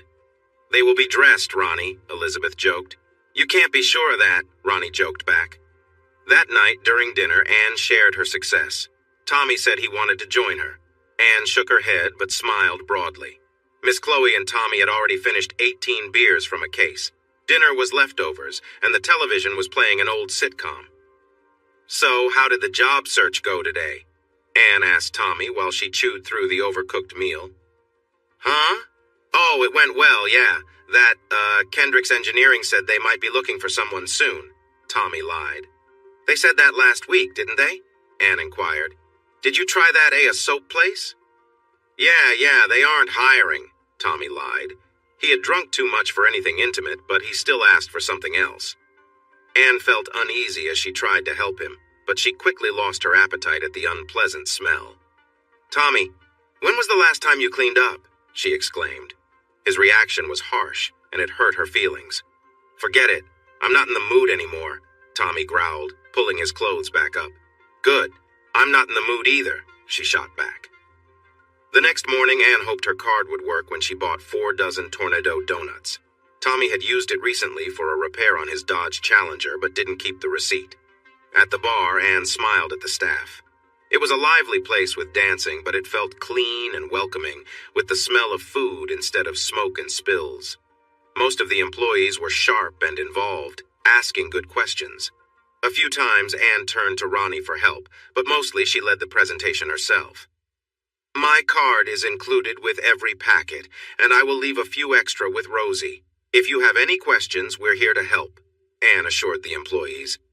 Have you heard about how some insurance companies just want your money and never offer real help? Young Insurance is good, or I wouldn't be working with them. My card isn't working, Tommy snapped when Anne called to tell him her good news. She had signed up 14 out of the 21 employees who had come to the presentation. What were you trying to buy? Anne asked. I told you, I needed a water pump, Tommy replied harshly. I thought you already replaced that, Anne said. He hung up on her. What? He yelled when she called back. We got cut off. I wanted to see if you wanted to go to Tommy's po' boy place, Anne said. And how am I getting there? I need the pump, Tommy said angrily. Forget it, Anne sighed. When Anne checked her bank account, she realized she didn't have enough money to go to the sandwich shop. A recent charge had left her with just $4.19. Anne, Grant and I are going to Salad Lights. Our wives want us to eat healthier, Ronnie said. That's why I keep some beef jerky in my desk, Grant added. We'd love for you to join us. It's on us. You did a great job at that presentation, Ronnie said. On Wednesday afternoon, Anne looked at the clock, thanked the employees of Stolzel's Shoes, and left. She hadn't signed any sales clerks, but Tom Stolzel had talked to her about getting homeowners insurance. And if I combine homeowners and auto? Tom asked. So she had one sale, though it didn't feel like much. She got into her car and smiled tightly. Miss Chloe would be upset to find out she had filled up Anne's gas tank that morning. That would teach the grumpy woman to let her son use her gas card. Anne had taken it from his wallet while he was sleeping. What Miss Chloe cooked the night before had given Anne terrible heartburn, and there was still plenty of it left. McDonald's, here I come, Anne said. Jared stood in the playground area of McDonald's. Both Kathleen and Gloria were having fun, so he didn't hurry them. They're having a good time, Anne said. Hey, how's it going? Jared asked, clearly happy to see her. Good, you? Anne replied, smiling up at him. Yeah, I just got in last night, Jared said. Anne didn't mind when Jared bought her a Big Mac meal and 2 Happy Meals for the girls. Aren't you eating? Anne asked. Dead Ends has ice-cold drinks and a burger that will definitely give me heartburn, Jared said with a smile. You don't drink much, right? Anne asked. Huh? No, just 1 or 2. The last thing I need is trouble, Jared said. What's that mean? Gloria asked. It's when you drive when you shouldn't, Jared explained to his daughter. "So how about another one? A couple of years before you can get your driver's license, you're not worried about that right now." "Daddy, you said I couldn't drive until I was 100, Gloria reminded her dad. No, I said you can't have any boyfriends until you're 100, Jared smiled back. "Daddy," Anne said with a light laugh. Okay, 99. Is that better?" Jared asked, grinning at Anne. "Daddy, no," Anne replied, giving him a playful smile. "How old do you have to be to drive?" Gloria asked. 16, and you're 5 now, Jared explained. "So how long is that?" Gloria pondered. "All right, 16 and you're 5 now, so take 5 away from 16, Jared encouraged her. 11, Gloria guessed. "Very good," Jared cheered. "Just for that, you get an extra kiss, okay?" "Okay," Gloria cheered back. "I spent my weekend with them," Jared shared with his new friend. "Fridays are for fish sticks and macaroni and cheese. But on Saturday, we have lunch here. Then we go to Chuck E. Cheese for dinner. You can come," Gloria invited Anne. "Do you think my husband would let me?" Anne smiled at Gloria. "He can come too," Gloria decided. "Oh, I don't think he likes Chuck E. Cheese," Anne said. "What? No way! Everyone likes Chuck E. Cheese," Gloria insisted. "Daddy's new girlfriend is going to Chuck E. Cheese with us," Gloria told her mom when Jared dropped them off. "Gloria, sweetheart, Mrs. Huval is not Daddy's girlfriend," Jared said. "Oh, by the way, I found out Tommy is married," Rochelle said. "It's on his Facebook page." "I told you, but I guess it's not real unless it's on Facebook, right?" Jared smiled and kissed his girls. "Oh, and someone has a dentist appointment tomorrow," Rochelle said, pointing to Gloria. "They're covered by my dental plan," Jared reminded Rochelle. "I have the card in my purse," Rochelle replied. "Oh, in your purse? Well, then we'll never find it," Jared jokingly said. "That's right," Francis agreed. "Both of you be quiet," Rochelle said sharply. "Bye, girls," Jared said, giving each of the girls another kiss. Anne didn't meet them at McDonald's for lunch on Saturday. She didn't show up at the pizza place for dinner that evening. Jared hadn't expected the young woman to join them. She was married, and unlike his ex-wife, Anne seemed like the kind of woman who would take marriage seriously. On Sunday morning, Jared took Gloria and Kathleen to church. They went to St. Richard's Catholic Church in Degard, Louisiana, even though St. Elizabeth's by the lake was closer. St. Richard's had a nicer spot for children. Anne and Tommy were sitting in one of the pews. Anne appeared happy while Tommy looked a bit tired. When Tommy saw Jared walking toward the children's area, he smirked and nudged Anne, pointing at Jared. "Is that the guy you were talking about?" he asked Anne, indicating Jared. "At McDonald's?" "Yes," Anne confirmed. "He goes there with his daughters every Wednesday." "They're not his daughters," Tommy scoffed. "Huh? Yes, they are," Anne said. "No, they aren't," Tommy replied with a grin. "Chad, remember him from a few months ago? He's the father of the older girl, and I'm the father of the baby." "That's awful," Anne exclaimed. She glanced at the closed door of the cry room. The room was made of tinted glass, so it was impossible to see inside. "Does he know?" Anne asked in a shocked whisper. "Uh-huh. He even took us to court for custody. What a fool!" Tommy laughed. "He took you to court for the girls?" Anne asked, looking at the glass door again. "Yeah, can you believe that?" Tommy chuckled. "What a silly thing to do, right? But at least I don't have to pay child support." Anne stayed silent, still staring at the door. A few more people came into the room, mostly women with small children. One tired-looking older man entered, bringing a young woman who needed special care. "I don't want to go," the young woman grumbled. "I know, but they need your help, remember?" the man encouraged her. "Hi, Julie," Gloria greeted the young woman. "Hi," Kathleen echoed. "Look, Gloria and Kathleen are here," their father said. Others also greeted her. The father looked relieved, happy to have a break for an hour. Tommy was eager to leave the church as soon as the deacon announced the end of the service. Anne sang along with the hymn, enjoying the choir's performance. "And here, Julie, a quarter," Jared said, offering the young woman a small token for her help. "How about that, huh?" Her father smiled, nodding in thanks to the young man.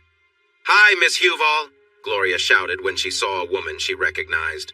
"Hi, Anne, Tommy," Jared greeted them. "Well, hello, Gloria, Kathleen. Do you both come here too?" Anne asked the young girls. She looked closely at Gloria. The girl had blonde hair and big blue eyes, while her husband had brown hair and darker piggish eyes. The older girl didn't seem to resemble Tommy much, even with her brown hair and eyes. Anne remembered that Tommy had mentioned Chad Theriot was Gloria's father. But to Anne, she could see Jared's features in both girls. They were warm and friendly, especially Gloria, who had a bright smile. "Hey, Broussard," Tommy nodded, trying to hurry Anne toward the church doors. In her Toyota, Tommy took the driver's seat. Anne glanced at him. He muttered impatiently. They were stuck behind a line of minivans.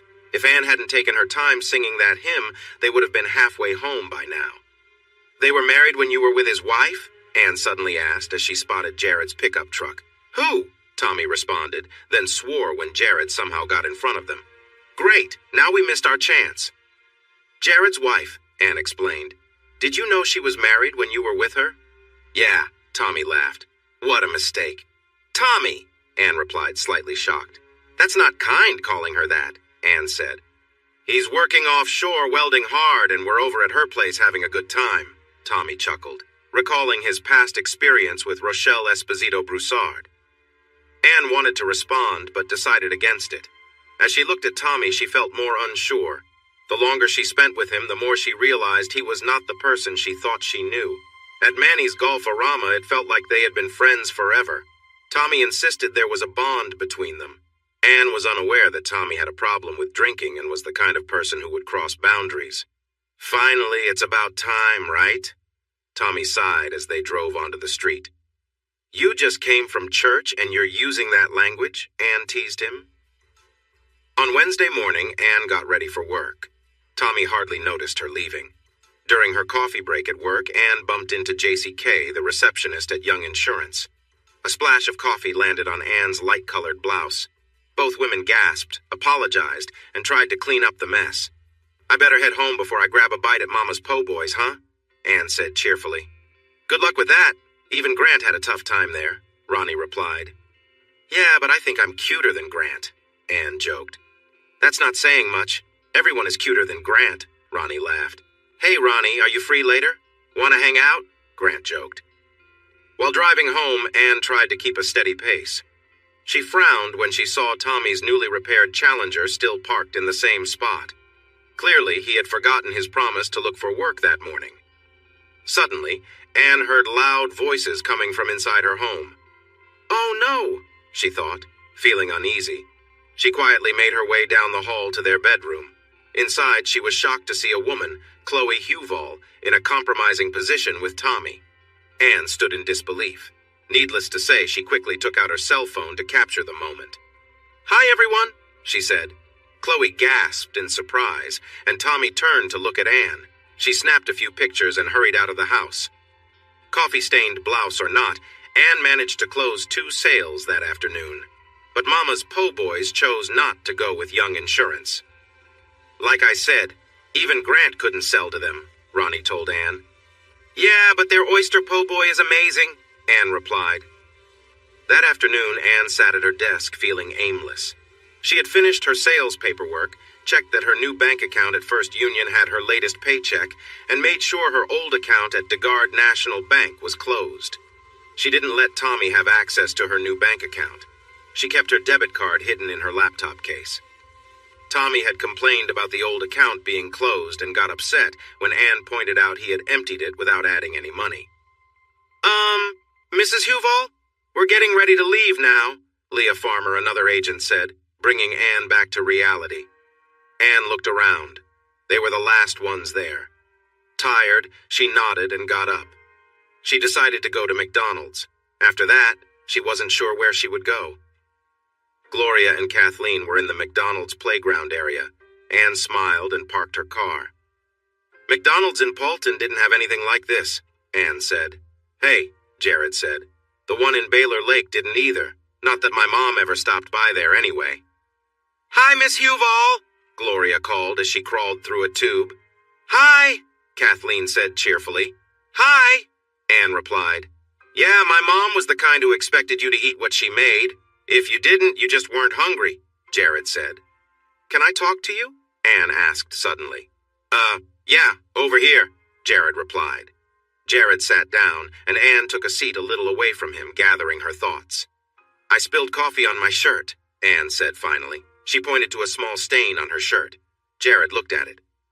"I wanted to change my clothes, but then I came home and found my husband being inappropriate with his mother," Anne said, her voice shaky. Jared's eyes widened and his mouth dropped open. "Wait, I mean he was with his own mother?" Jared whispered.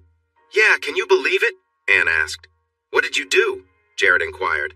"Well, after I stopped feeling sick," Anne replied. "Daddy, are you ready?" Gloria called, running over. "Yeah, sweetheart. Let's go get our Happy Meals," Jared said, picking up both girls to head toward the door. Anne stood up. "We'll talk more later," Jared said. "Unless you're in a hurry?" "I have nowhere to go," Anne replied simply. Jared bought Anne a Big Mac combo meal along with Happy Meals for Gloria and Kathleen. While he helped the girls get settled with their meals, Anne watched them closely. Tommy had told her he was Kathleen's father, while Chad Theriot, a friend from school, was said to be Gloria's dad. Anne looked around but couldn't see Chad or Tommy in the two girls. Jared seemed like a caring man, and if he knew he wasn't their father, he didn't let it show. "What happened back there?" Jared asked, glancing at Gloria and Kathleen, who were busy playing. "I didn't do anything, I just turned around and left," Anne replied. "As you can see, I didn't even change my shirt." Jared's gaze dropped to her shirt before he watched her take a bite of her Big Mac. "Are you going back?" he asked. She shook her head. A tear slipped down her cheek. "I came here from a terrible boarding house. Mrs. Duvalier was so strict with her rules. Then I got married to Tommy and we thought we'd get our own place, but that never happened. Now I have nowhere to go," Anne said sadly. "I have an extra room at my house," Jared offered. He took the French fries that Kathleen handed him and made funny biting noises, making the girls squeal with laughter. Anne joined in, helping to lighten the mood as she pretended her fries were being chased by a monster. "No, don't eat my fingers," Kathleen shouted playfully when Jared joked about them looking like fries. "I'm not going to eat her fingers," Anne said firmly but with a smile. Anne asked quietly, "So, about that room, do you expect anything special in return?"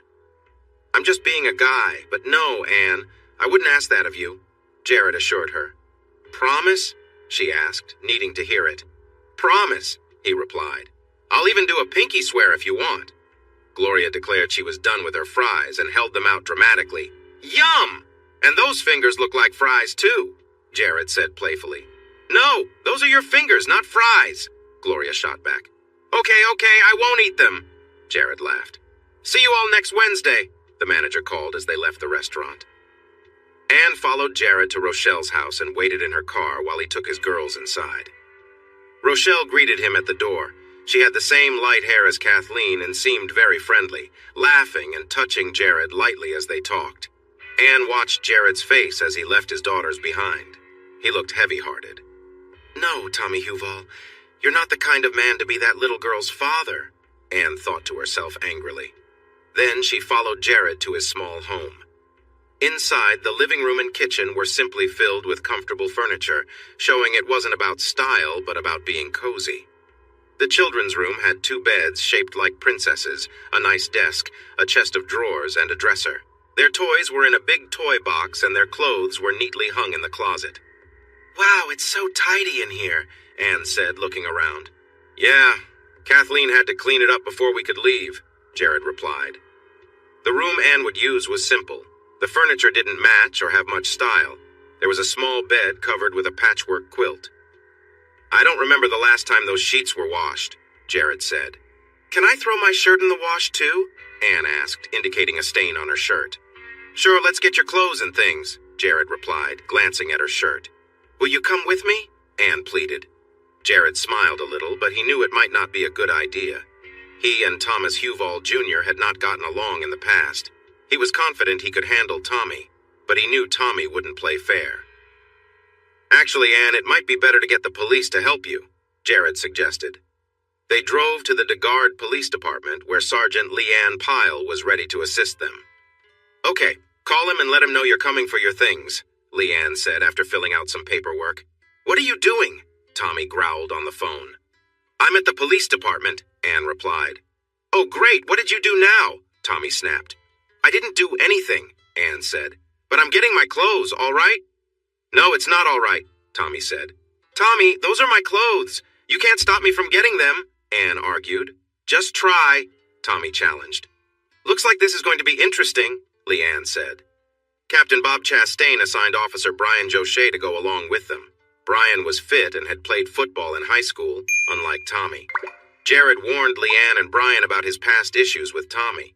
They all agreed that it would be best for Brian to stay with Tommy while Leanne went with Anne to pick up her things. Jared would wait outside the Huval home with his truck. Does he know where you are? Brian asked Jared. Officer, this is Baylor Lake. Everyone knows where everyone is, Jared said with a tight smile. Oh, Jared, I didn't think about that, Anne exclaimed. It's fine, Jared assured her. Then maybe it's best if you just head home. We will get everything into the cruiser, Leanne said, making it clear this was not just a suggestion. Almost 40 minutes later, Leanne helped Anne carry her 3 bags of clothes into Jared's home. The friendly red-headed officer nodded when Jared placed the freshly washed sheets on Anne's bed.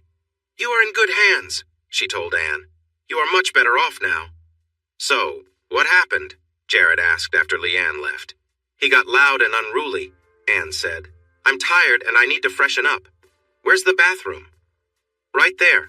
The Big Bird bottle is bubble bath, okay? Jared replied. Anne laughed and found a robe in one of her bags. I'm going to take a long, hot shower, then I'm heading to bed, she said. Good night. Good night, Jared replied. The next morning, Anne walked into the kitchen looking a bit messy from sleep. Her choice of attire was a short, snugged shirt and fuzzy pink socks. Oatmeal is on the stove. I added raisins and pecans, Jared said, squeezing himself under the table.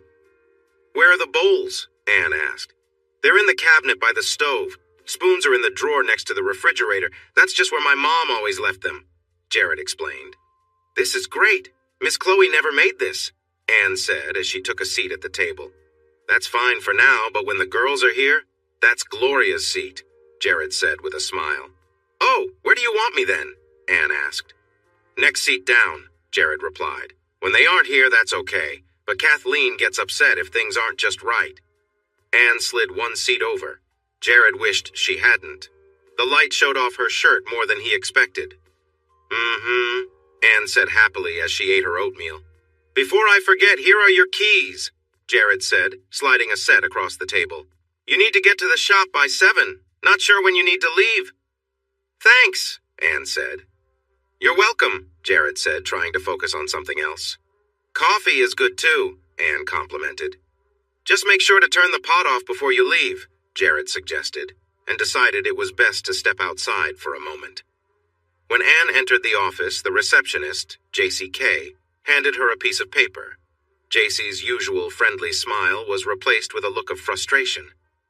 If your husband calls me anything like that again, I'll call the police, JC said in a soft voice. I can't deal with that. Did he call you that? You should call the police now, Anne replied, tossing the paper into the trash. She walked to her desk, sighed, and picked up the phone. Hoping for a good outcome, Anne dialed the number. About time, Tommy said sharply. I told her she doesn't have to lie to protect you. She wasn't lying, Tommy, I just got here, Anne explained. Now what do you all want? Okay, fine, you win, Tommy said sharply. You win, now come home. I win? What did I win? Anne asked, confused. Whatever little game you're playing, Tommy replied. Oh my God, I saw you all behaving badly, and you think this is okay? Tommy, I think you've lost it, Anne exclaimed. Don't call here again, got it? Feeling upset, Anne still managed to book appointments with T-Dan's quick repair service and the Acapulco Grande Mexican restaurant in Pinoak, Louisiana. I dislike making cold calls, Anne told Ronnie. But you're right. Getting them done is better. They won't hang over you all day. At T-Dan's, located in a trailer in Jacks Creek, Louisiana, Anne spoke with Danny Boudreau and 2 women named Darlene and Hillary. Since they all had the same last name, Anne couldn't figure out if they were related as family or if one was his wife and the other his daughter. Both young women called him Daddy and leaned against him, looking quite comfortable. A cockatoo squawked loudly at Anne the whole time she discussed insurance plans with them. As she finished her presentation, 2 babies started crying loudly. Anne sighed as Darlene and Hillary quickly picked them up to care for them. There are few things more beautiful, huh? Danny smiled proudly. Miss Dumont, I think we'll go with that health plan, bundling it for my 3 workers. 3 workers? Anne grinned. Yep, Darlene is the accountant, Danny shared. Hillary's in charge of paperwork and I do all the hard work, he joked. Let's get it started, Anne said, watching the 2 mothers. I'm in charge of paperwork? Hillary exclaimed, tossing her long blonde hair back. And when did she get a promotion? Darlene teased. Just my luck, Hillary replied playfully. Whatever, Darlene said, and they both laughed. When Anne returned to the office, she learned that the police had been called on her husband for bothering JCK. Why doesn't he just... Anne began looking at her phone. She noticed the battery was dead and wondered how long it had been that way. Sitting at her desk, she continued staring at the screen. I probably left the charger in the drawer, Anne muttered. Did you get that at PC Nation? Ronnie asked. They should have replacements. Anne looked up. Ronnie smiled kindly and shrugged. A couple of years ago, I went through a divorce, he said softly. It's surprising how many little things you forget when you leave the house and then you realize you really need them. Is it that obvious? Anne asked softly. Pretty much, Ronnie replied. See you both tomorrow, Anne said as she stood up. Hey, can you make us some chicken and rice, please? Jared called out when Anne walked into the cozy home. She wanted to say no because Mrs. Chloe had made a chicken and rice dish that didn't sit well with her. The woman used lower quality chicken and didn't prepare it properly. But she was hungry. Anne noticed that Jared's chicken and rice smelled way better than Mrs. Chloe's. Let me change out of these clothes first, Anne called back. Oh boy, Jared replied. A moment later, Anne realized what Jared's words implied and let out a little squeal. That's not what I meant, she shouted from her bedroom. She smiled when she heard Jared laugh. Anne pulled on a loose t-shirt, feeling confident that it would cover her well. She sifted through her bags and found her Paulton High School gym shorts. She wasn't a fan of the gray and white colors, but the shorts were comfy. She chose not to wear anything underneath them for added comfort. Did you have a good day? Jared asked while he covered the skillet.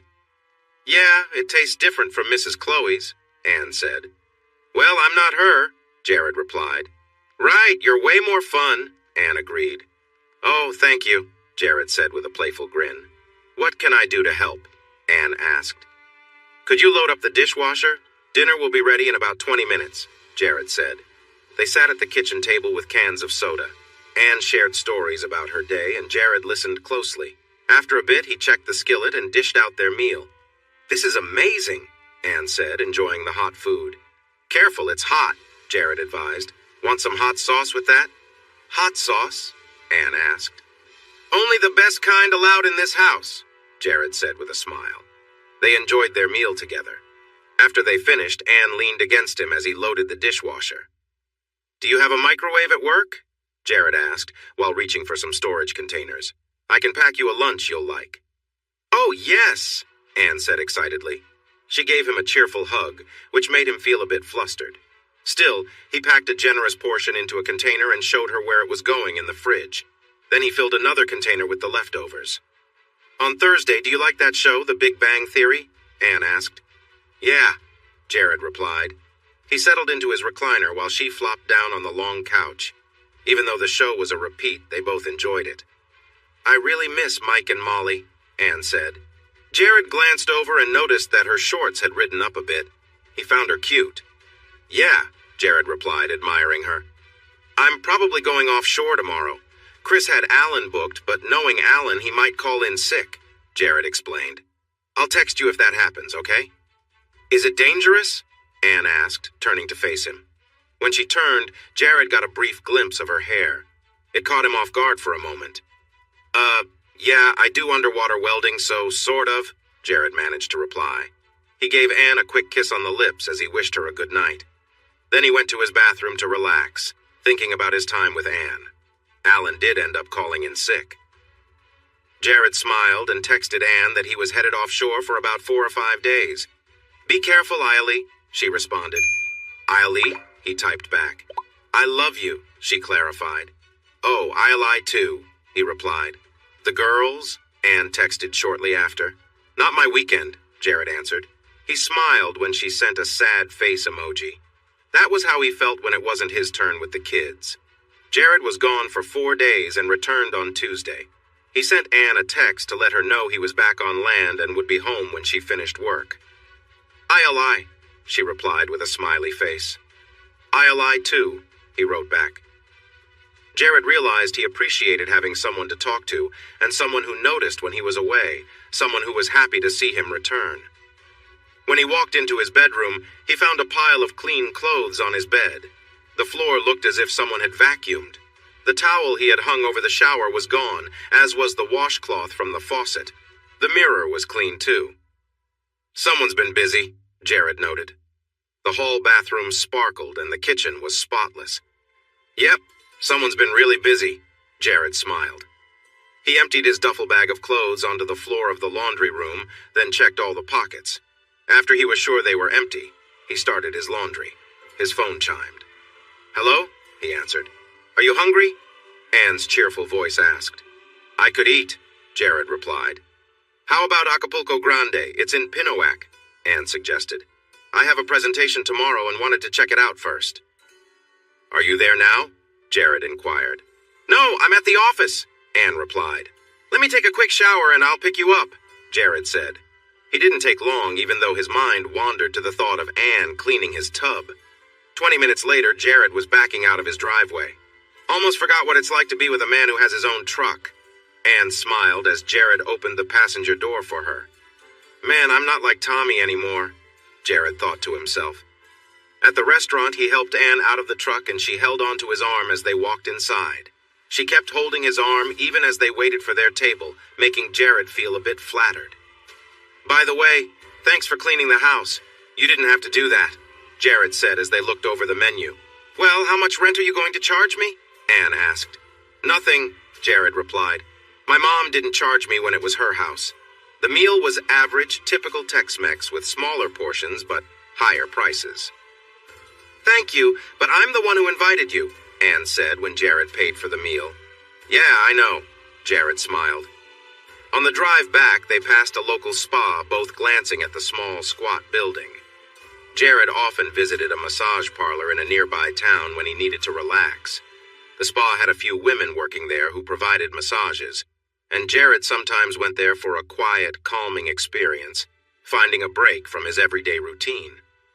The women were always polite, and Jared made a mental note to visit again sometime soon. Anne, on the other hand, thought about reaching out to the spa for business, wondering if they might be interested in some insurance coverage. "Thanks again, but I was the one who invited you," Anne said, as Jared pulled up to the insurance office where she worked. "You're welcome," Jared replied. Anne leaned over and gave him a quick kiss on the lips. Then when he helped her down from the truck, she gave him another playful kiss. "See you tonight," she said cheerfully before hurrying into the office. "Ooh, I saw that," teased her coworker JCK in a high-pitched voice. "You were kissing your boyfriend." Anne giggled, checked her mail, and hurried down the hall with a smile. Later, Jared decided to head to the spa. He paid for a relaxing massage, allowing himself to unwind from the day. It was just what he needed, a chance to let go of stress and feel at ease before heading back home. When he was ready, she put on a protection and settled onto him. "Oh, you are good. You are a great lover," she sang as she moved up and down. She smiled when Jared reached up and played with her small chest. She didn't really feel pleasure, but made some soft sounds as they connected. "Okay, go gently. You are too big," she encouraged after putting on a fresh protection. Jared thought about whether Anne liked other types of intimacy. His ex-wife, Rochelle, had said she didn't like certain things.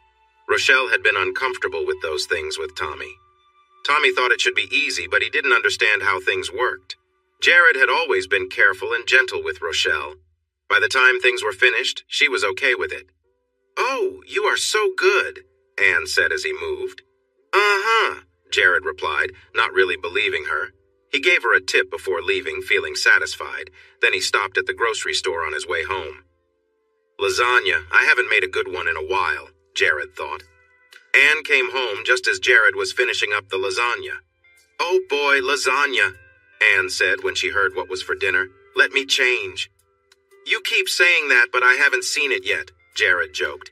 That's not what I mean. Anne laughed and kissed him softly. She wore her big t-shirt and gym shorts again. They each had a beer and talked about their day. Are you thinking about getting a divorce from Tommy? Jared asked. Yeah, Anne said, looking down.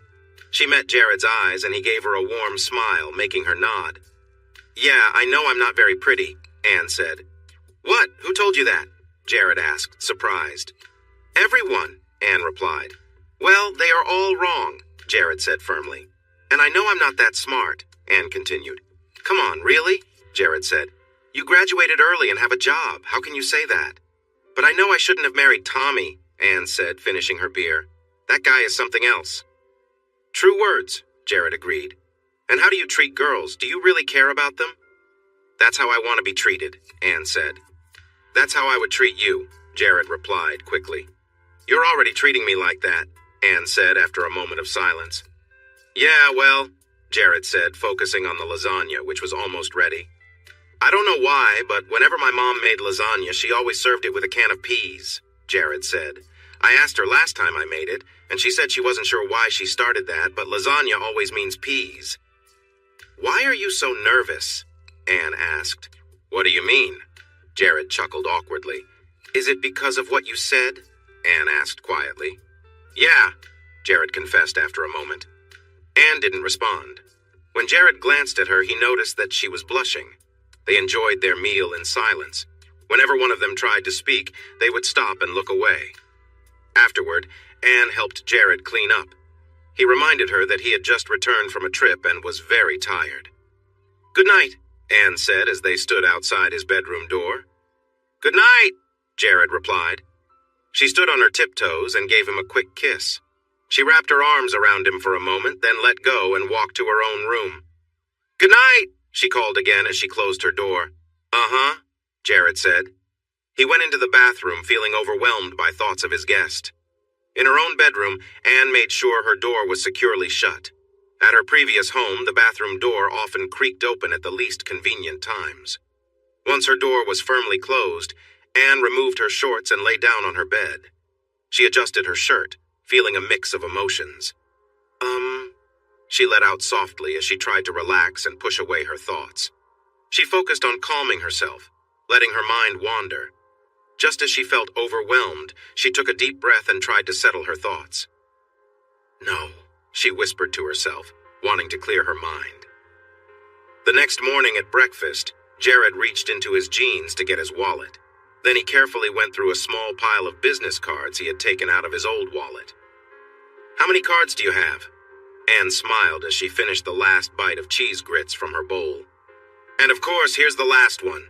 Jared smiled as he placed a card in front of her.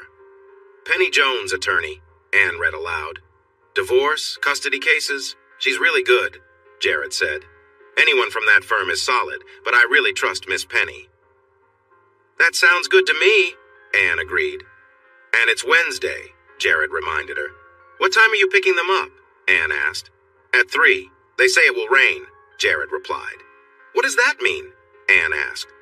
We're going to do some finger painting, Jared said. Oh boy, Anne laughed. When she stood up on her tiptoes to kiss him at the door, Jared smiled and leaned down. She wrapped her arms around his neck and gave him a quick peck. I'll lie, she smiled. I'll eat too, Jared smiled back, kissed her again, and then left for work. Later in the shower, Anne adjusted the shower head. She enjoyed the warm water for a while, letting it flow over her. Jared Broussard, she said out loud. I didn't think I'd feel so good. At work, Anne told JCK, the receptionist, and Elizabeth Coutre, the office manager, that she would be leaving at 2:30. Elizabeth smiled and shrugged. Anne, you know you're a salesperson, right? You can come and go as you please as long as you get your work done, she said with a smile. I know, but I like to be responsible, Anne replied. Her first call was to Penny Jones's office. Penny's assistant, a young girl, made an appointment for Friday at 2. Anne thanked her and then set her jaw firmly. She didn't make any sales after 20 cold calls, but she caught up on her paperwork, filed everything neatly, and then sat quietly. Ronnie smiled as she pushed a strand of hair away from her face. Okay, here's an idea. Go through all your clients and think of ways to save them some money, he advised. Okay, she said, clicking on her desktop. Clients will remember the salesperson who saved them some money. They'll tell their friends and family about you, Ronnie encouraged. She started with the oldest files and moved slowly through them. By 2:30, she had called 7 clients and set up 3 appointments. See you tomorrow, Anne said. By the time she got home, the rain was pouring heavily. She smiled. Jared's truck was already there. Hi, Miss Anne, we're painting, Gloria happily called out. Well, hello, Anne cheerfully replied. Hey, why are you home so early? Jared asked. It's Wednesday, Anne said. She then asked him to remove a lampshade from a table lamp while she taped a sheet of paper to the kitchen wall. Gloria, what's your favorite color in the world? Anne asked. Purple, Gloria said. Blue, Kathleen added. Okay, Gloria, please sit right here and hold still, Anne instructed as she adjusted the lamp. What are you doing? Jared asked as Anne quickly traced Gloria's shadow on the white paper. All right, Daddy, put this on the refrigerator, Anne said and taped another piece of paper onto the wall. Now, Gloria, hop down and let Kathleen sit here. Anne then adjusted the 3-year-old girl and worked quickly. By the time Jared had Gloria and Kathleen cleaned up, ready to go to McDonald's for dinner, Anne had finished tracing and cutting out their silhouettes. She put the 2 cutouts into picture frames. This is for you to give to your mom, okay? Anne said. Gloria, yours is the purple one. And Kathleen, yours is the blue one. Well now, what do you say? Jared encouraged. Getting them to the truck was a challenge. Anne helped as much as she could, carrying Kathleen while trying to hold on to an umbrella. They were still a little wet by the time they reached the truck. After dinner, Anne stayed in the truck while Jared ran Gloria to the front door, and then Kathleen. He got back into the truck and made Anne jump as he shook his head, splashing her with water. Those silhouettes were really nice, Jared said. My 4th-grade teacher, Miss Traynor, showed me how to do it, Anne said simply. At home, Anne smiled as she headed to her room. Jared cleaned up the leftover paint from the kitchen table. And here are yours, Daddy, Anne said, bringing 2 more framed silhouettes into the kitchen. Aw, hey! Jared smiled as he looked at the pictures. I-L-Y, Anne said with a grin. Then she kissed him. I really L-Y, she whispered softly. Okay, Jared said, placing the 2 frames on the table. Is something wrong? Anne asked, feeling a bit uneasy. Yeah, Jared replied, unable to meet her gaze. What is it? Anne asked. Anne, it's just... Do you have any idea how hard this is? Jared said. He let out a long sigh. Anne looked at him, anxious and confused. Forget it. I'm just going to say it, he said. I want you, he declared, looking deeply into her eyes. Then what are we waiting for? Anne asked, feeling relieved and happy. He lifted her up and placed a kiss on her, then carried her to his bedroom, making her laugh as he kicked the door shut with his foot. The door shut with a loud bang, making Anne pause for a moment. This isn't right, she thought as she hesitated. You're married. Still, she removed her blouse and skirt, her mind briefly reminding her, this is a mistake. This isn't your husband. Jared quickly undressed as well, and Anne glanced at him. Unlike her husband Tommy, Jared didn't seem to have the same struggles. Tommy often needed some extra encouragement to feel close, and sometimes it took a while, especially after he'd had too much to drink. Jared stretched out on the bed and pulled Anne into his arms. Their kisses were rushed, filled with energy, as they held and touched each other. Anne was surprised by how gentle Jared was, how patient, something she wasn't used to. Jared's kisses moved across her skin, and Anne sighed softly as his lips traveled further. His touch was warm and tender, and she found herself enjoying the closeness. It was different from what she had experienced before, and for a moment, she let herself relax into the moment. They shared a connection that felt new, and Jared's affection made her feel wanted in a way she hadn't felt in a long time. His kindness and gentle nature were a welcome change from what she was used to, and Anne couldn't help but feel thankful for the moment they shared. Though her thoughts occasionally reminded her of the wrongness of the situation, she focused on the tenderness Jared showed her. As the night went on, it became clear that their time together wasn't just physical, it was filled with a quiet understanding between them, a bond that seemed to form in that brief time. It wasn't something she could easily explain, but it made her feel seen and cared for. Jared had a way of making her feel at ease, and though she knew the situation was complicated, for now, she let herself enjoy the warmth and kindness he offered. Anne could feel Jared's excitement as they continued their intimate moment, but her thoughts were racing. She was overwhelmed by sensations, caught between hesitation and enjoyment. Jared's touch was different from anything she'd experienced before. He was gentle but confident. As they moved together, Anne couldn't help but compare this experience to her past. With Tommy, things had always felt rushed and uncomfortable. He never took the time to be attentive or considerate. Jared, on the other hand, made her feel cared for, ensuring she was comfortable and at ease. It was a new feeling for her, one that left her surprised. Anne gasped softly as Jared kissed her, his hands tracing over her back. The closeness between them deepened as they shared the quiet, tender moments. Jared was patient, and she appreciated how he seemed to understand what she needed, focusing on her comfort and connection rather than rushing anything. Their shared moments were filled with warmth and affection, and Anne found herself letting go of her worries, if only for a while. Jared's soft words and gentle laughter helped ease her into the moment. For the first time in a long while, she felt valued in a relationship that wasn't just about the physical, but about genuine care and respect. As they lay together afterward, the world outside felt far away. Anne knew their situation was complicated, but she appreciated how Jared made her feel seen and respected. Their relationship wasn't built on the intensity of their physical connection, but on a deeper understanding, something she hadn't realized she was missing until now. The quiet moments between them were filled with peace, and Anne smiled softly to herself, feeling grateful for the kindness and warmth Jared had shown her. Anne lay on top of Jared, her body trembling slightly. Jared held her close, his touch gentle but firm, as they shared a quiet moment of intimacy. The connection between them was deep, but it wasn't rushed or intense, just the two of them being close and comfortable together.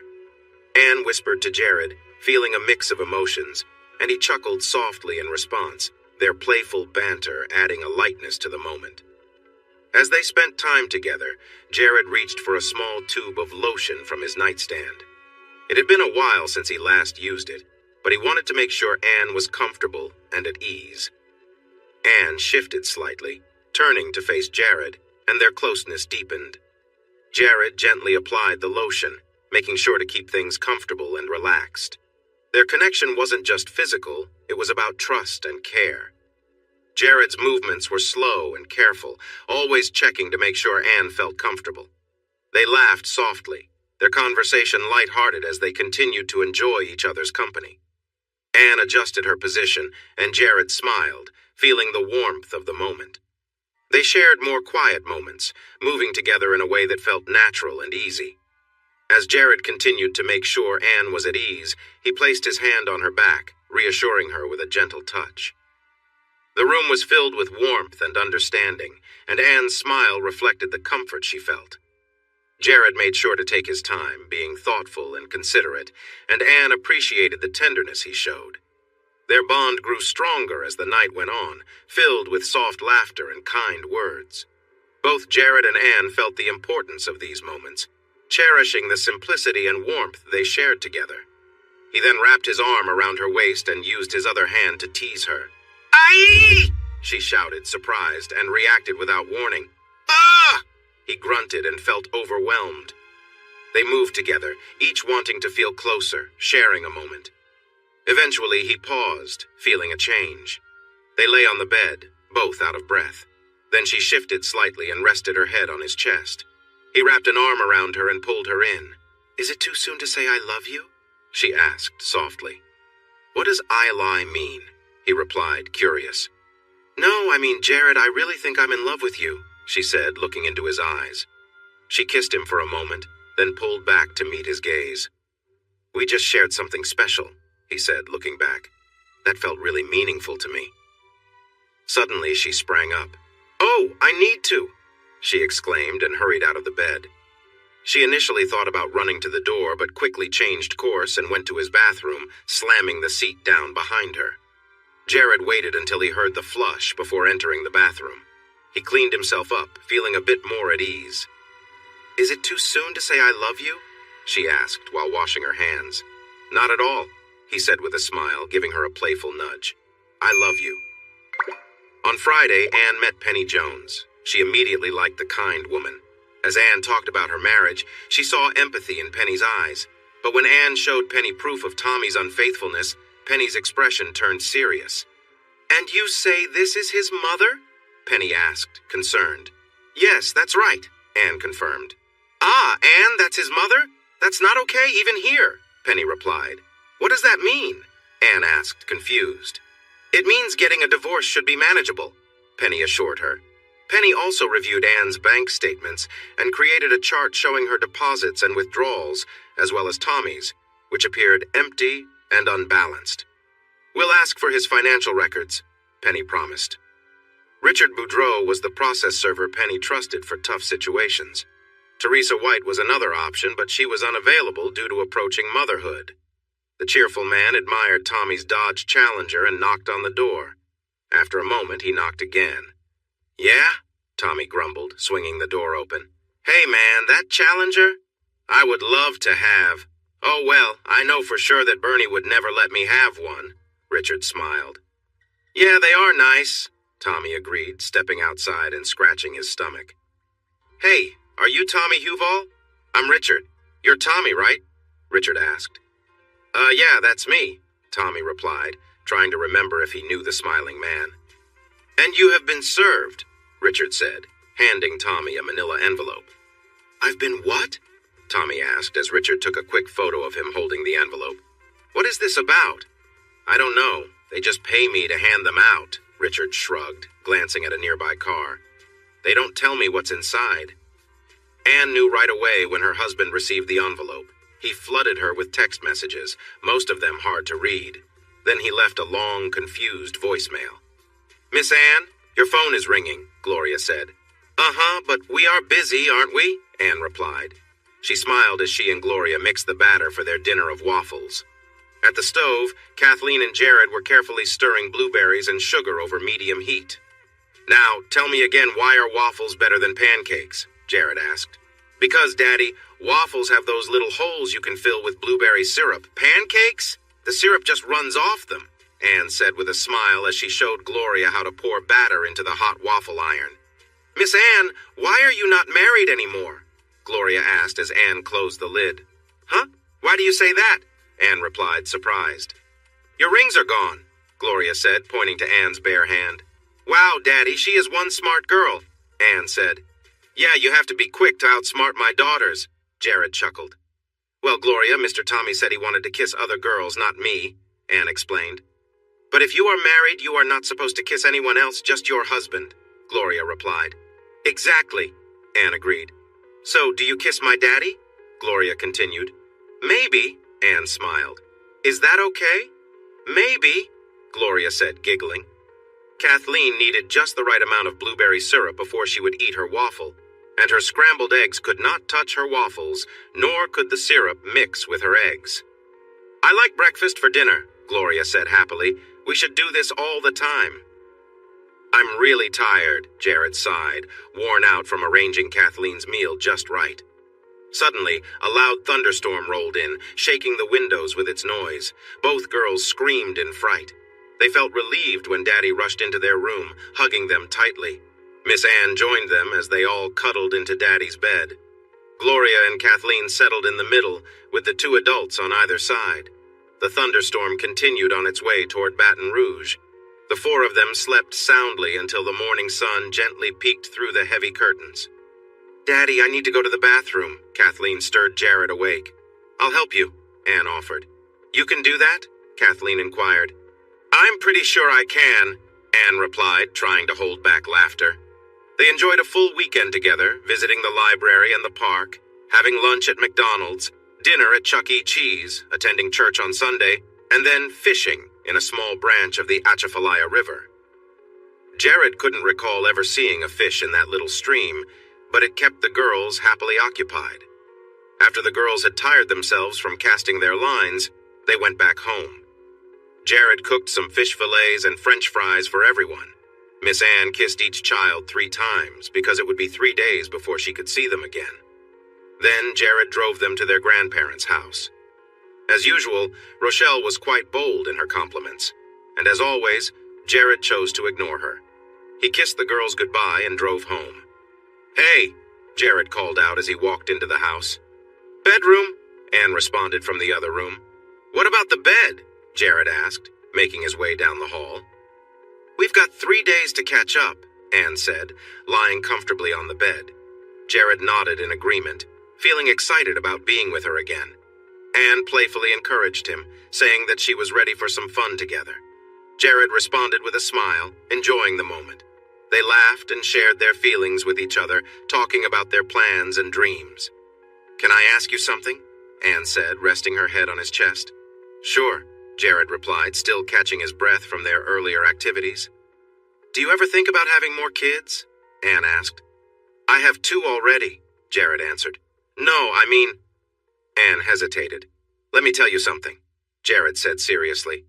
Anne paused, sensing she might have touched a sensitive topic. She stopped playing with his arm. "It might not be me who got their mom pregnant," Jared continued firmly, "but I took care of their mother, and now I'm responsible for them." Anne held her breath, aware that this was a pivotal moment in their conversation. She knew that his response could change everything between them. Get out of his house. His hand moved gently from her back to her shoulders, then to her hair.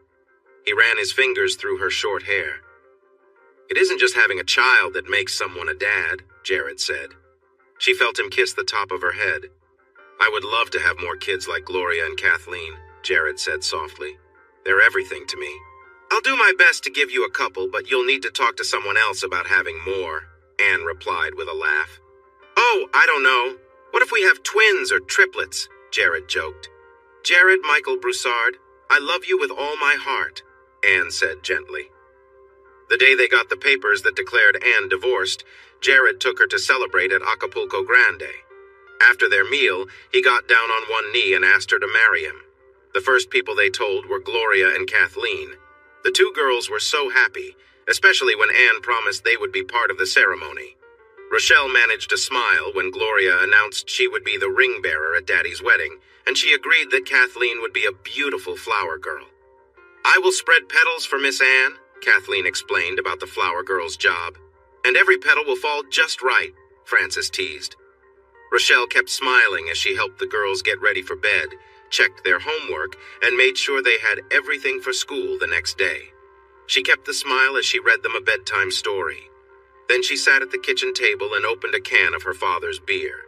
"Well, you did this to yourself," her mother Connie said sharply when Rochelle cried about how unfair everything was. "I know that, Mother. Thanks a lot," Rochelle replied in frustration. "Hey, don't talk to your mom like that," Frances said firmly. "She didn't make you go around like that."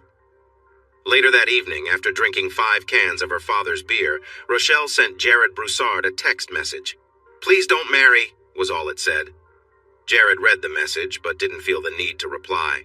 He put his phone down and smiled as he heard Anne singing, not very well, along to a Miranda Lambert song while she took a bath.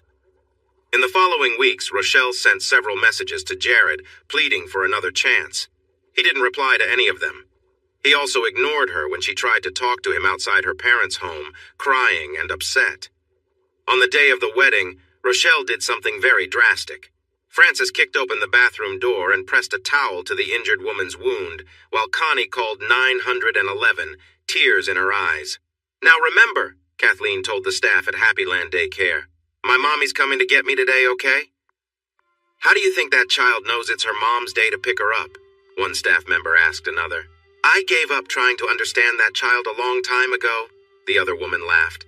"I just know, at 2:45, it's best to stay out of her way." The end. Author's note. I write these stories for fun and share them for your enjoyment. Thank you for reading. I especially appreciate those who take the time to leave comments and rate my stories. Yes, I read all comments. Many of you wanted to see what happened to the characters after the end of Yapping Dogs. To me, Yapping Dogs was a complete story, a snapshot of their lives. After Rochelle's difficult time, Jared and Anne were given custody of Gloria and Kathleen. On the day Gloria and Kathleen find out that Jared isn't their biological father, They will likely be emotional. They will hug him tightly and declare that he is their true father, no matter what the DNA says. After all, being a dad is about love, not biology. Now get some catfish fillets, some cornmeal, a little bit of Crystal's hot sauce, and have a good time. Thanks for watching this video. Don't forget to subscribe to Infidelity Plus to stay updated with more captivating tales of infidelity and payback. Turn on notifications so you're the first to see our latest content.